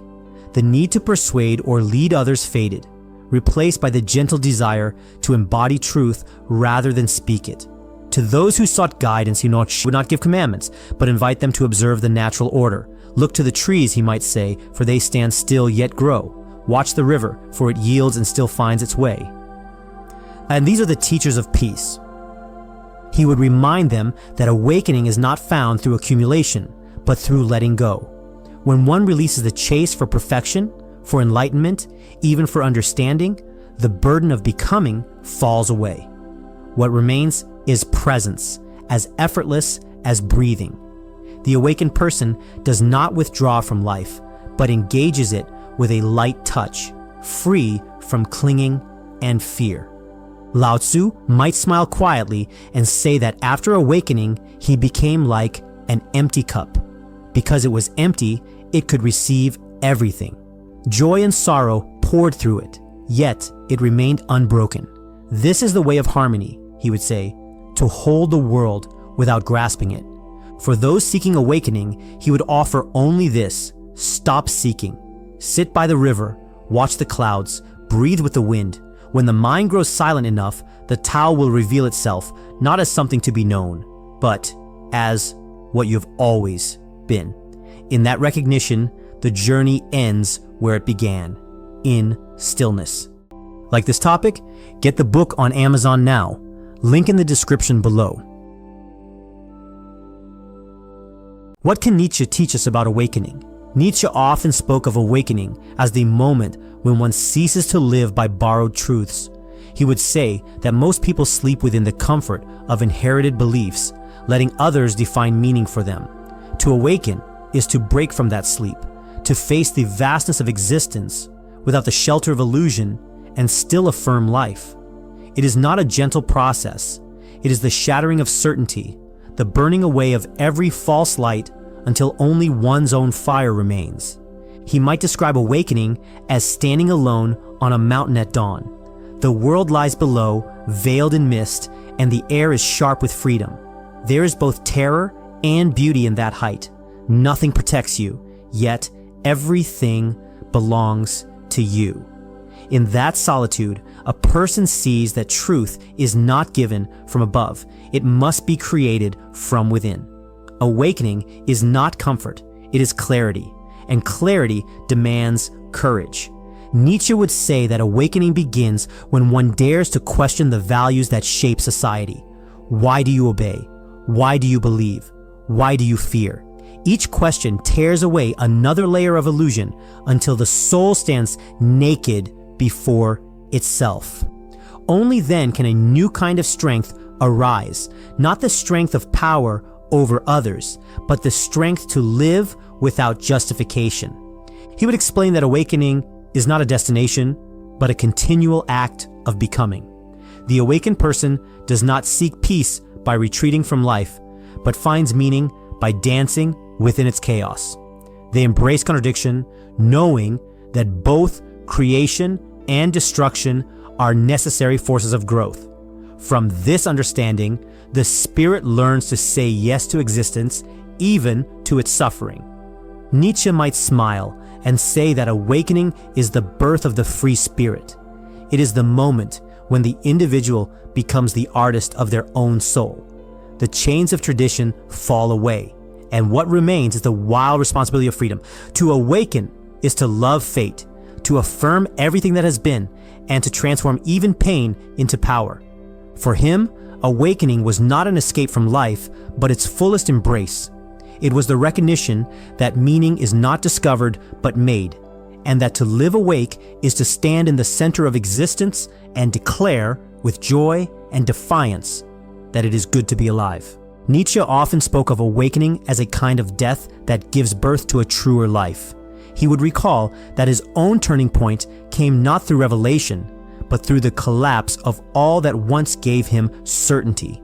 The idols of belief, morality, and conformity fell away one by one, and what remained was silence. In that silence, he discovered that meaning was not found, but forged. Awakening, he would say, is born from the ruins of illusion. He might describe the moment as standing before the abyss and realizing that the abyss does not threaten you. It mirrors you. Most people turn away from that void, fearing its emptiness, but he chose to look into it until it reflected back his own power to create. The process was painful, even brutal, yet through it, he saw that the death of false gods is not despair, but liberation. When the old foundations crumble, the spirit finds the courage to build its own ground. Nietzsche would explain that awakening began when he stopped seeking comfort in what others called truth. The herd moves towards safety, he would say, while the awakened walk toward risk. To live awake is to walk a solitary path, not because one rejects others, but because one refuses to trade freedom for belonging. The process demands honesty, a ruthless kind that strips away every disguise until one faces oneself without pretense. He would describe awakening as a great transformation of the soul, a fire that consumes weakness and turns it into strength. It is not peace that follows, but vitality, a fierce joy that comes from saying yes to life in all its forms. The pivotal moment was not a single instant, but an unfolding, each insight tearing away another veil until he could finally stand bare before existence and still say, "I affirm this." Nietzsche would smile faintly and say that awakening is the act of becoming who you truly are after the death of who you thought you were. The process never ends. Each day offers the chance to rise from the ashes of yesterday's self, to embrace creation and destruction as one. That, he would say, is the dance of the awakened spirit, to fall, to rise, and to love the fire that makes both possible. Nietzsche often spoke of awakening as something that seems to unfold on its own, yet only to the one who has chosen, again and again, to face truth without flinching. He would say that awakening begins with a decision, but not the kind made once in time. It is a continual choice to look into the depths of one's own being, even when the light disappears. He might explain that no one wills awakening directly. You cannot command the storm to come, but you can stand in the open field when the clouds gather. The act of awakening is both surrender and strength. One must have the courage to lose all certainty and yet remain faithful to the process of becoming. It is not something done to you, nor something you do.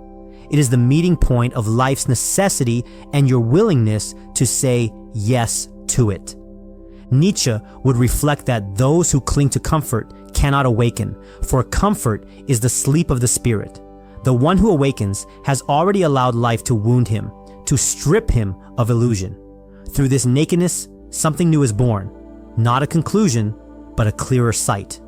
To awaken is to allow the unconscious forces that shape you to rise into awareness, and then to sculpt them into art. He would say that awakening unfolds naturally for those who live courageously. When you dare to live without falsehood, the truth rises of its own accord. It does not need to be chased, it only needs space to emerge. The conscious mind can invite it, but cannot control it. Like the dawn, it arrives when it must, and it burns away the night not through effort, but through inevitability. Nietzsche would pause, then say softly that awakening is both freedom and burden. Freedom, because it breaks every chain of convention. Burden, because it leaves you alone with the raw truth of existence. Yet, in that solitude, you become whole. For the one who allows awakening to unfold without fear becomes the creator of meaning, not its seeker. He would smile faintly and say that in the end, awakening is neither chosen nor accidental. It is the natural flowering of a soul that has dared to live fully awake within its own becoming. Nietzsche often spoke of awakening as a kind of inner revolution that strips the soul of its illusions. He would say that those who awaken rarely find peace at first, for peace built on falsehood must crumble before truth can stand. The process begins in chaos. The old values lose their hold, the familiar certainties dissolve, and the spirit finds itself trembling before the vastness of existence. Yet within that trembling, something greater is born, a deeper strength that no comfort could provide. He might describe awakening as a storm that purifies.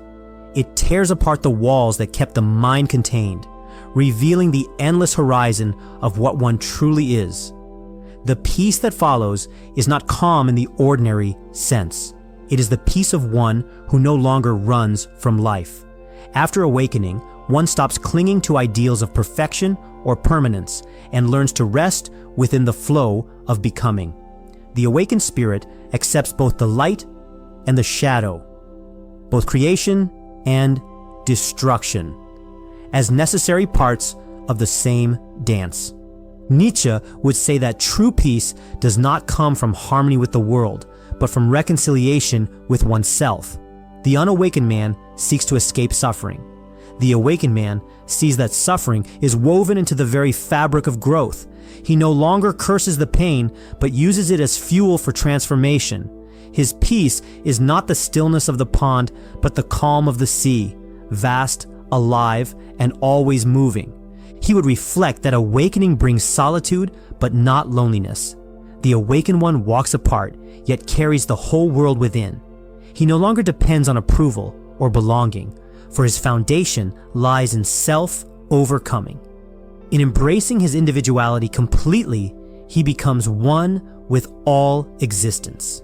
Nietzsche might smile faintly and say that awakening does not grant peace by removing struggle. It grants peace by transmuting struggle into purpose. To awaken is to find joy even in the storm, to affirm life so completely that even its suffering becomes sacred. That is the peace of one who has learned not to escape reality, but to love it. Nietzsche often described awakening as the moment he stopped searching for meaning outside himself. After awakening, he no longer saw life as something to be understood, but as something to be lived completely, with all its beauty and brutality intertwined. He would say that the awakened person becomes a creator of meaning, a sculptor of their own soul. There is no higher truth waiting to be revealed, only the fire within that must be kindled again and again. He might reflect that after awakening, he saw himself not as a prophet or a teacher, but as a mirror of possibility. He no longer sought to persuade others, for he understood that each soul must burn its own way through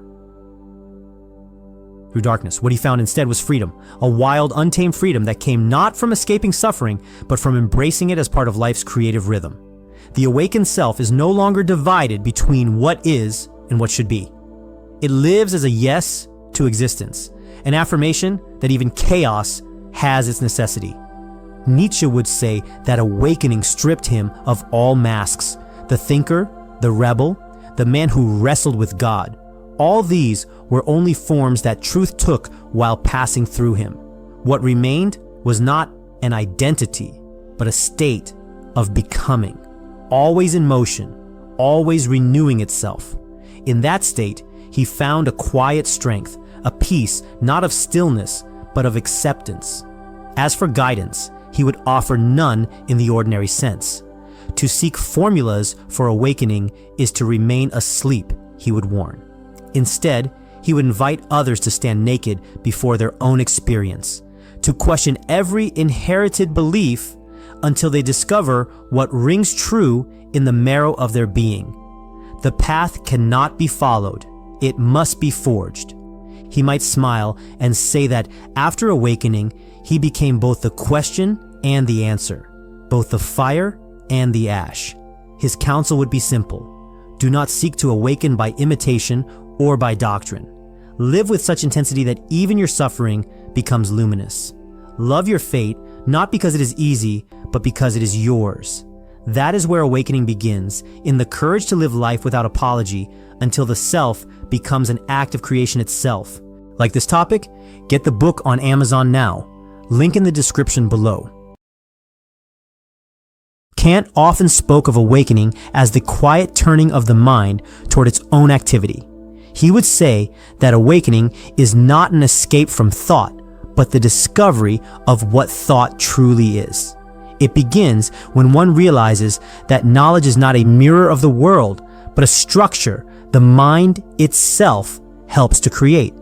Before this realization, one lives as though floating in inherited beliefs, mistaking tradition for truth. Afterward, one sees that the order of experience comes from within, that reason itself is the architect of reality as we know it. He might explain that awakening came to him not as revelation, but as recognition. He saw that both skepticism and dogma are forms of sleep. One doubts everything, the other questions nothing. True clarity lies between them, where the mind understands its limits and its powers. To awaken is to see that the world we experience is not the world as it is in itself, but the world as it appears through the lens of human understanding. This insight humbles the intellect even as it frees it, for it shows both the boundaries of knowledge and the grandeur of reason's role in shaping it. Kant would describe awakening as a call to responsibility. Once you see that the mind participates in forming reality, you cannot live carelessly. Your judgments, your values, your moral choices, they are not reflections of an external order, but expressions of reason seeking harmony with itself. The awakened life is therefore not one of detachment, but of moral engagement, guided by the principle that one must act as if every choice could shape a universal law. He might speak softly and say that awakening is the movement from blindness to awareness, from dependence to autonomy. It is not the abandonment of mystery, but the understanding that mystery begins where human reason ends. In this way, awakening is both an end and a beginning, the end of unexamined belief and the beginning of conscious participation in the making of meaning. For Kant, awakening was the moment he stopped asking what the world is and began asking how we come to know it. And from that question, he found both wonder and duty, the twin lights of a mind finally aware of itself. Kant often described his awakening as a quiet revolution within the mind, a moment when thought turned back upon itself and saw its own reflection. He would recall that before this realization, he wandered through the great systems of philosophy, trusting reason as though it were a clear window to truth. Yet something felt concealed behind that certainty, an unease that reason itself could not explain. Then, through deep contemplation, he understood that the mind does not merely receive the world. It gives the world its very shape. He might describe that turning point as the dawn of self-awareness within thought. It was not sudden, nor born of emotion, but of clarity unfolding like light through mist. He began to see that knowledge is not discovered in the objects we observe, but in the conditions that make observation possible. Space and time, cause and effect, order and meaning. These are not given to us from outside, but arise from the structure of our own perception. The realization was both liberating and humbling. It revealed that the boundaries of experience are drawn by the mind itself, and that beyond those boundaries lies the unknowable. Kant would reflect that awakening is not the end of inquiry, but its proper beginning. Once he saw that reason must recognize its limits in order to understand its power, he could no longer accept blind faith in either pure logic or raw experience. Awakening for him was the balance between the two, the harmony of what the senses provide and what reason constructs. It was the discovery that truth is not something found in the heavens, but something quietly born in the human capacity to think. He might say that this awakening gave him a new kind of peace, one rooted in responsibility. For if the mind shapes experience, then we are also the authors of moral order. From this insight grew his conviction that freedom is not the absence of law, but the act of giving law to oneself. To awaken is to live consciously within that freedom, aware of both the limits and the dignity of human reason. Kant would smile gently and say that his awakening was not a thunderclap, but a slow illumination, the realization that the light we seek has always been shining from within. Kant often spoke of awakening as the quiet realization that reason has been dreaming. He would say that awakening begins as a question, not a decision.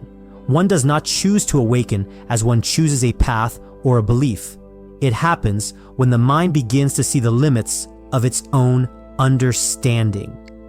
Yet, it is also not something that arrives without preparation. The soil must be ready before the seed can rise. He might explain that awakening unfolds through the labor of reflection. It begins with the desire to know, and through disciplined thought, one discovers that knowledge has boundaries. This realization does not come through accident, but through effort, the patient work of examining what is truly known and what is merely assumed. The process is neither fully willed nor fully given. It is a meeting between reason and experience, each shaping the other. Kant would say that awakening happens when thought becomes aware of itself as an active power. Before this, one imagines the world simply impresses itself upon the mind. Afterward, one sees that the mind participates in forming what it perceives. This awareness cannot be forced, yet it also does not appear to the idle thinker. It is a gift that comes to those who strive earnestly to understand. He might reflect that in this sense, awakening is both a choice and an unfolding. We choose to question, to examine, to turn inward toward the structure of our own reason. But what is revealed in that turning cannot be commanded. It comes when the mind, in its honesty, encounters its own limits and accepts them. That acceptance is the opening of wisdom, the humility that precedes true understanding. Kant would say that awakening grants a new kind of freedom. It frees one from blind belief in appearances, yet it also frees one from despair at the unknown. The awakened person walks between certainty and chaos, aware that truth is not absolute possession, but continual striving. In this balance of effort and grace, reason becomes awake to itself, and through that awakening, one begins to think not as a dreamer of the world, but as its conscious participant. Kant often spoke of awakening as the moment when the mind learns to dwell within the limits of its own reason. He would say that before awakening, the intellect stretches endlessly outward, searching for certainty in places it cannot reach. It seeks truth in the stars, in doctrines, in metaphysics, forgetting that the light it chases is the same light that shines within. To awaken is to realize that reason has a horizon, and that peace begins when one stops trying to see beyond it. He might explain that awakening does not bring the peace of still waters, but the calm of understanding. When the mind sees that there are questions it cannot answer, it does not fall into despair, it finds freedom. The restless pursuit of what lies beyond experience gives way to the serenity of knowing what can be known and what must remain mystery. In that balance, the intellect discovers dignity. The world is no longer an endless puzzle, but a field in which moral and rational life can take root. Kant would reflect that awakening brings order to the chaos of thought. Once one sees that the mind itself structures experience, confusion gives way to coherence. The awakened person is not overwhelmed by the multiplicity of the world because they recognize that unity arises from within. This insight transforms knowledge into responsibility. Peace is found not in withdrawing from the world, but in acting rightly within it, guided by principles that respect both freedom and reason. He would say that awakening deepens personal peace because it aligns the inner world with the moral law that reason reveals. The awakened person does not seek peace in pleasure or approval, but in integrity, the quiet joy of living in harmony with universal principles. They no longer chase perfection nor flee uncertainty. They stand firmly within the limits of human understanding, aware that these limits are not chains, but the very framework that makes freedom possible. Kant might conclude that awakening grants peace not through escape, but through clarity. The mind that once wandered without direction now rests in its rightful task, to know, to act, and to respect the mystery that lies beyond both. In this acceptance, peace becomes not the absence of thought, but the stillness born from understanding the scope and strength of reason itself. Kant often described awakening as the point where reason stands in quiet understanding of itself. After awakening, he no longer saw himself as a seeker of distant truths, but as a witness to the mind's own architecture. He recognized that meaning does not descend from the heavens or emerge from chaos, but is shaped by the very faculties through which we perceive the world. In this recognition, he found humility rather than pride. For to see the boundaries of thought is to glimpse the depth of what lies beyond it.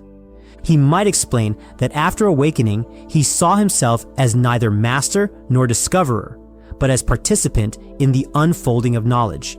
His task was not to conquer truth, but to live in accordance with reason's quiet law. The awakened mind does not demand certainty from the universe.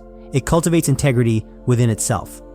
To live by reason is not to eliminate mystery, but to honor it through discipline, through honesty, and through the acceptance of what can and cannot be known. Kant would describe the awakened self as calm but alert, grounded in clarity yet open to wonder. The endless hunger for metaphysical answers had softened into a steadier pursuit, the desire to understand how we understand, to act as though our choices shaped the moral fabric of existence. This, he would say, is where awakening leads, not to escape from the human condition, but to its full embrace. As for guidance, he would offer none in the form of commands. Instead, he would invite others to think freely, to question what they believe, and to recognize the sovereignty of reason within themselves.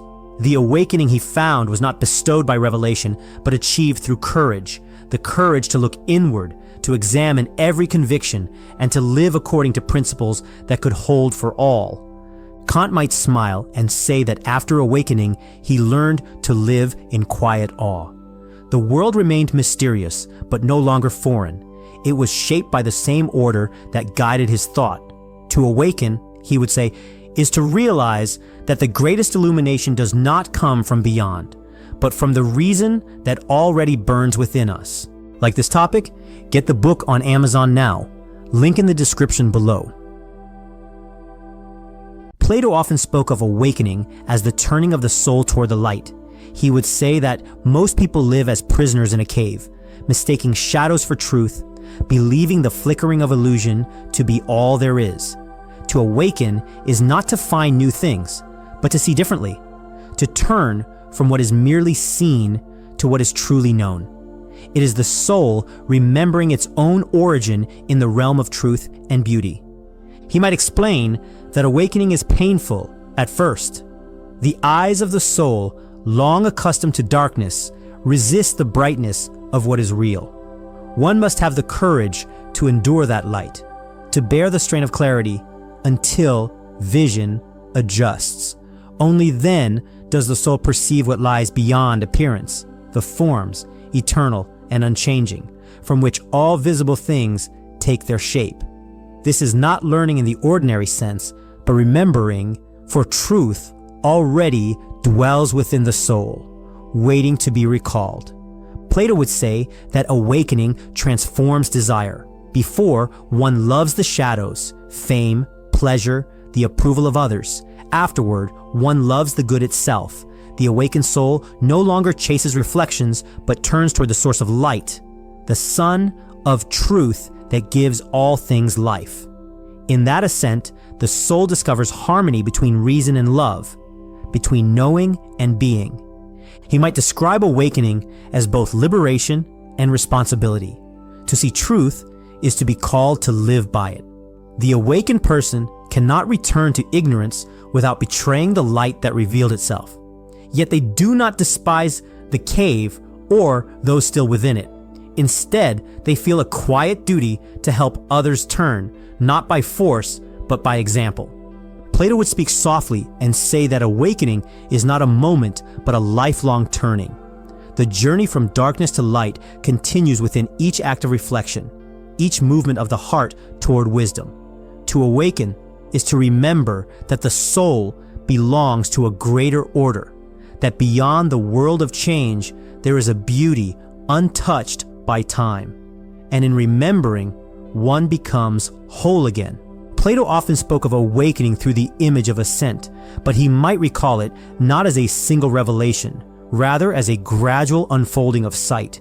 He would say that once, he too lived among the dim reflections of opinion, where truth appeared only as rumor or echo.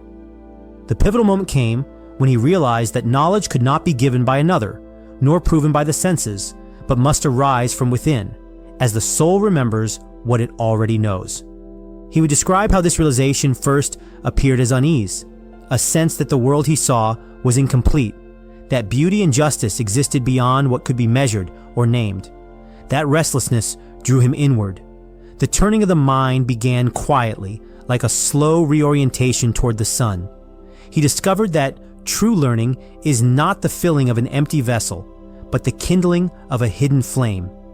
In that light, he began to see how all things participate in the good. Every form, every movement of thought points towards something eternal, something that does not fade when appearances change.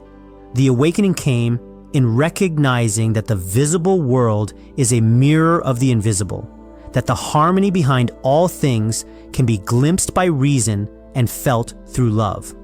Plato would say that what shaped his understanding most was not the discovery itself, but the responsibility that followed. Once one has seen a little of the truth, one cannot remain content with shadows. Yet neither can one force others to see. The path must be walked freely, each soul turning at its own pace. So the philosopher's task is not to impose, but to invite, to awaken remembrance in others as gently as the dawn stirs the sleeping earth. He would conclude that awakening is not a single moment of triumph, but the patient work of aligning the soul with what is eternal. Each glimpse of truth deepens humility, for the light is vast, and one can never claim to possess it. To awaken is simply to keep turning toward it again and again until the seeing becomes being itself. Plato would begin with a quiet smile, saying that awakening belongs to both freedom and necessity. It is not forced by the will alone, yet it does not happen to those who remain still. He would explain that the soul carries within it a longing, a remembrance of its origin in truth. This longing stirs of its own accord, like a seed that turns toward the light even beneath the soil. Yet the act of turning, of choosing to rise, must come from the soul itself. He might say that every person stands at the meeting point of two movements. One comes from the divine, drawing us upward toward the good. The other comes from our own effort, the willingness to question, to see beyond what appears before the eyes. Without the invitation of grace, no ascent would begin. Without the courage of choice, no ascent would continue. Plato would describe awakening as the art of cooperating with what is already at work within us. The soul is called again and again to turn, not through command, but through attraction, as one drawn toward beauty cannot resist its presence. The choice is not about forcing truth to appear, but about loosening the bonds that keep us facing the wall of illusion. He would say that those who seek awakening through ambition miss it, for ambition is of the shadows. But those who seek quietly, who love truth more than comfort, are met halfway by the light itself. In that meeting, choice and unfolding become one. Plato would conclude that awakening cannot be owned or achieved. It is the gentle harmony of willing and being willed, of moving and being moved. The more one participates in this rhythm, the less one asks who chooses and who unfolds. For in the presence of the good, such questions dissolve, and only the turning remains. Plato would speak of awakening as the quiet restoration of harmony within the soul. He would say that before awakening, the soul is divided, pulled in many directions by desire, fear, and opinion. It chases after the changing world, believing that peace lies somewhere among the shifting forms. Yet no lasting rest can be found there, for what changes cannot satisfy what is eternal within us. He would explain that awakening brings peace not by adding something new, but by aligning what is already within.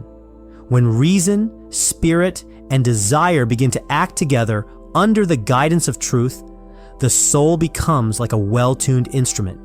Each part plays its role in harmony, and from that inner order arises a deep stillness untouched by circumstance. Plato might say that this peace is not the absence of motion, but the rightness of it. The awakened soul still moves, still feels, still acts in the world, yet its actions flow from understanding rather than confusion. It no longer argues with itself or the world around it, for it sees that both belong to the same order of being. Peace, then, is not retreat, but participation in truth. He would add that awakening reveals a joy that is calm rather than loud, radiant yet soft.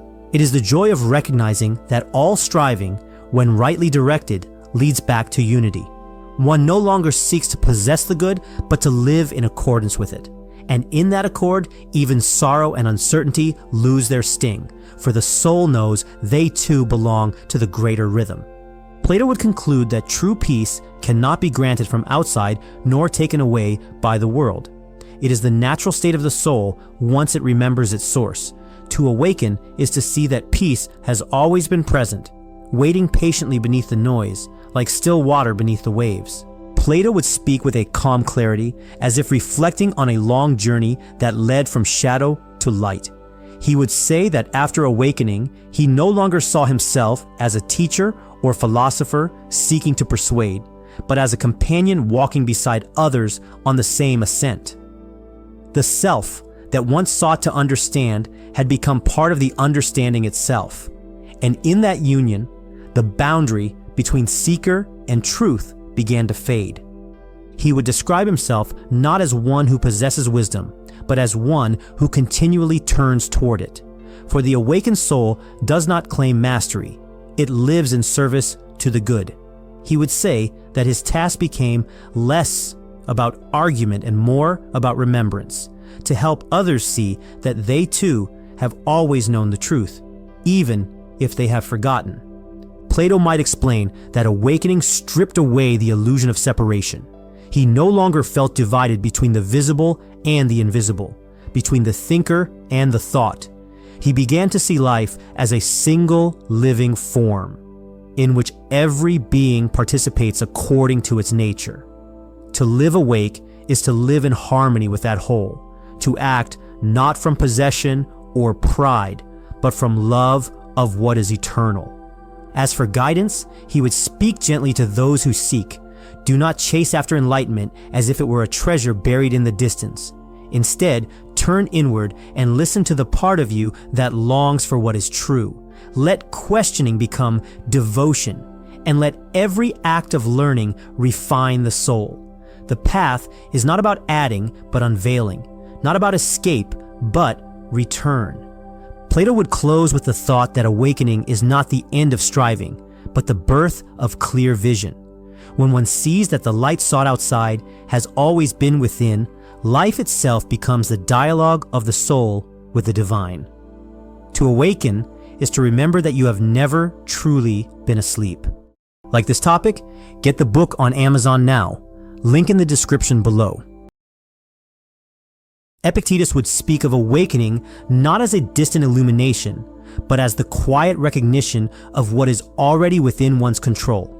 He would say that the soul stirs from its sleep the moment it understands that peace does not depend on fortune, nor happiness on possession, but on the state of one's own judgment. He might explain that awakening begins when a person stops blaming the world and begins to question their own impressions. When the mind ceases to chase what it cannot command and instead tends to what is its own, freedom dawns. The chains were never on the body, but on the thoughts that believed otherwise. Epictetus would speak simply, saying that awakening is not learned from books or teachers, but from living in accordance with nature. It is the realization that events themselves are neutral, and it is we who paint them with sorrow or joy. The wise person does not try to bend the world to their will, but aligns their will with the world. In that alignment, the storm of desire calms and serenity takes root. He might recall that even in servitude, a person could be free if they govern their own mind. For freedom is not granted by kings or withheld by chains. It is the understanding that no one can harm what is truly yours, which is a choice to respond with reason. To someone seeking understanding, he would say, look not to the heavens for awakening, but to your own awareness. Each moment offers the chance to rise above confusion. When you can meet hardship with composure, insult with understanding, and loss with acceptance, you have already awakened. Epictetus would end by saying that awakening is not the end of striving, but the end of needless struggle. It is the quiet strength that comes from knowing that the mind, once disciplined, is the one thing in the universe that remains free. Epictetus often spoke of awakening as something born from hardship rather than comfort. He would say that it was not in freedom, but in bondage that his understanding began to take form. When he found himself a slave, powerless over his body and possessions, he discovered the one realm that no master could command, his own mind. That realization, quiet and profound, was the seed of awakening. He might recall how at first, anger rose like fire against injustice, but over time, the flame burned itself into clarity. He began to see that the world does not owe anyone ease, nor can it be shaped to one's liking. The only true mastery lies in how one meets what comes. To awaken, he learned, is to stop demanding that life obey you, and instead to live in harmony with what is. He would say that this recognition did not arrive suddenly. It unfolded as each day tested him with insult, loss, and uncertainty.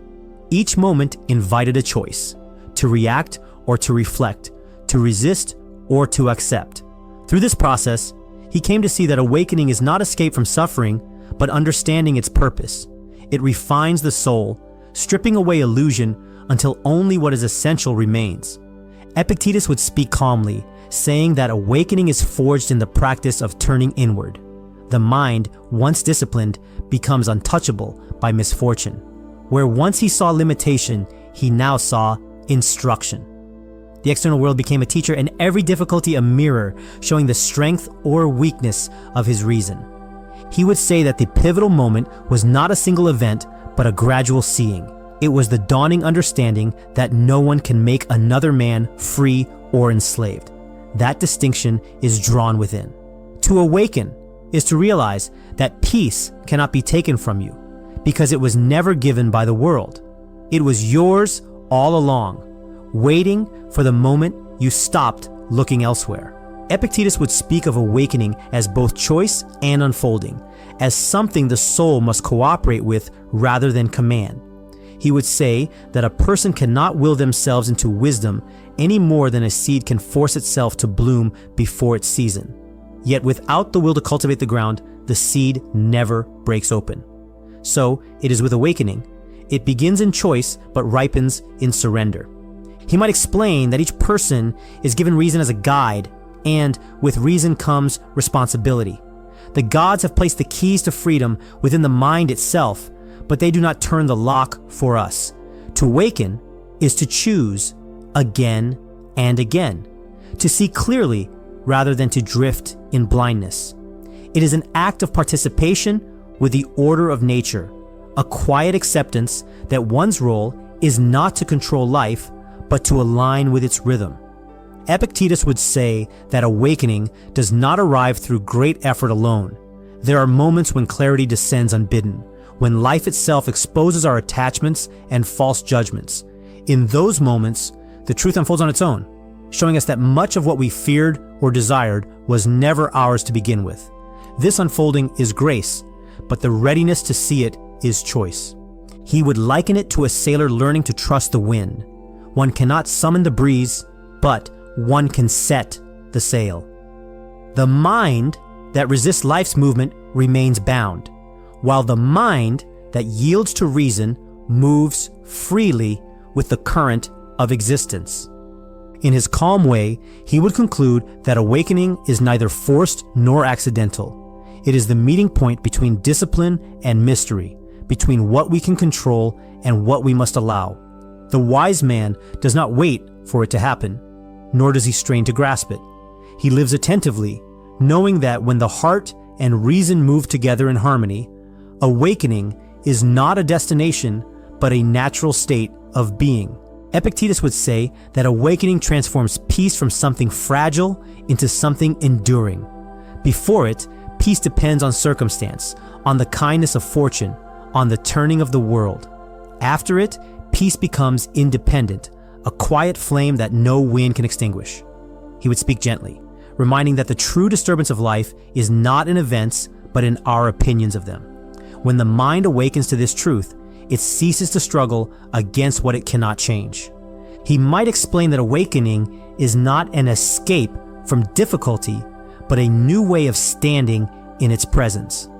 The awakened person does not demand that the world be calm to feel calm. They bring calmness to the world. To such a one, loss, insult, and hardship are no longer seen as evils, but as lessons in how to live well. They cease to fight the flow of things and instead learn to move with it, trusting that reason and virtue are enough to guide them through. Epictetus would reflect that peace once seemed like something to possess, but he came to see it as something to uncover.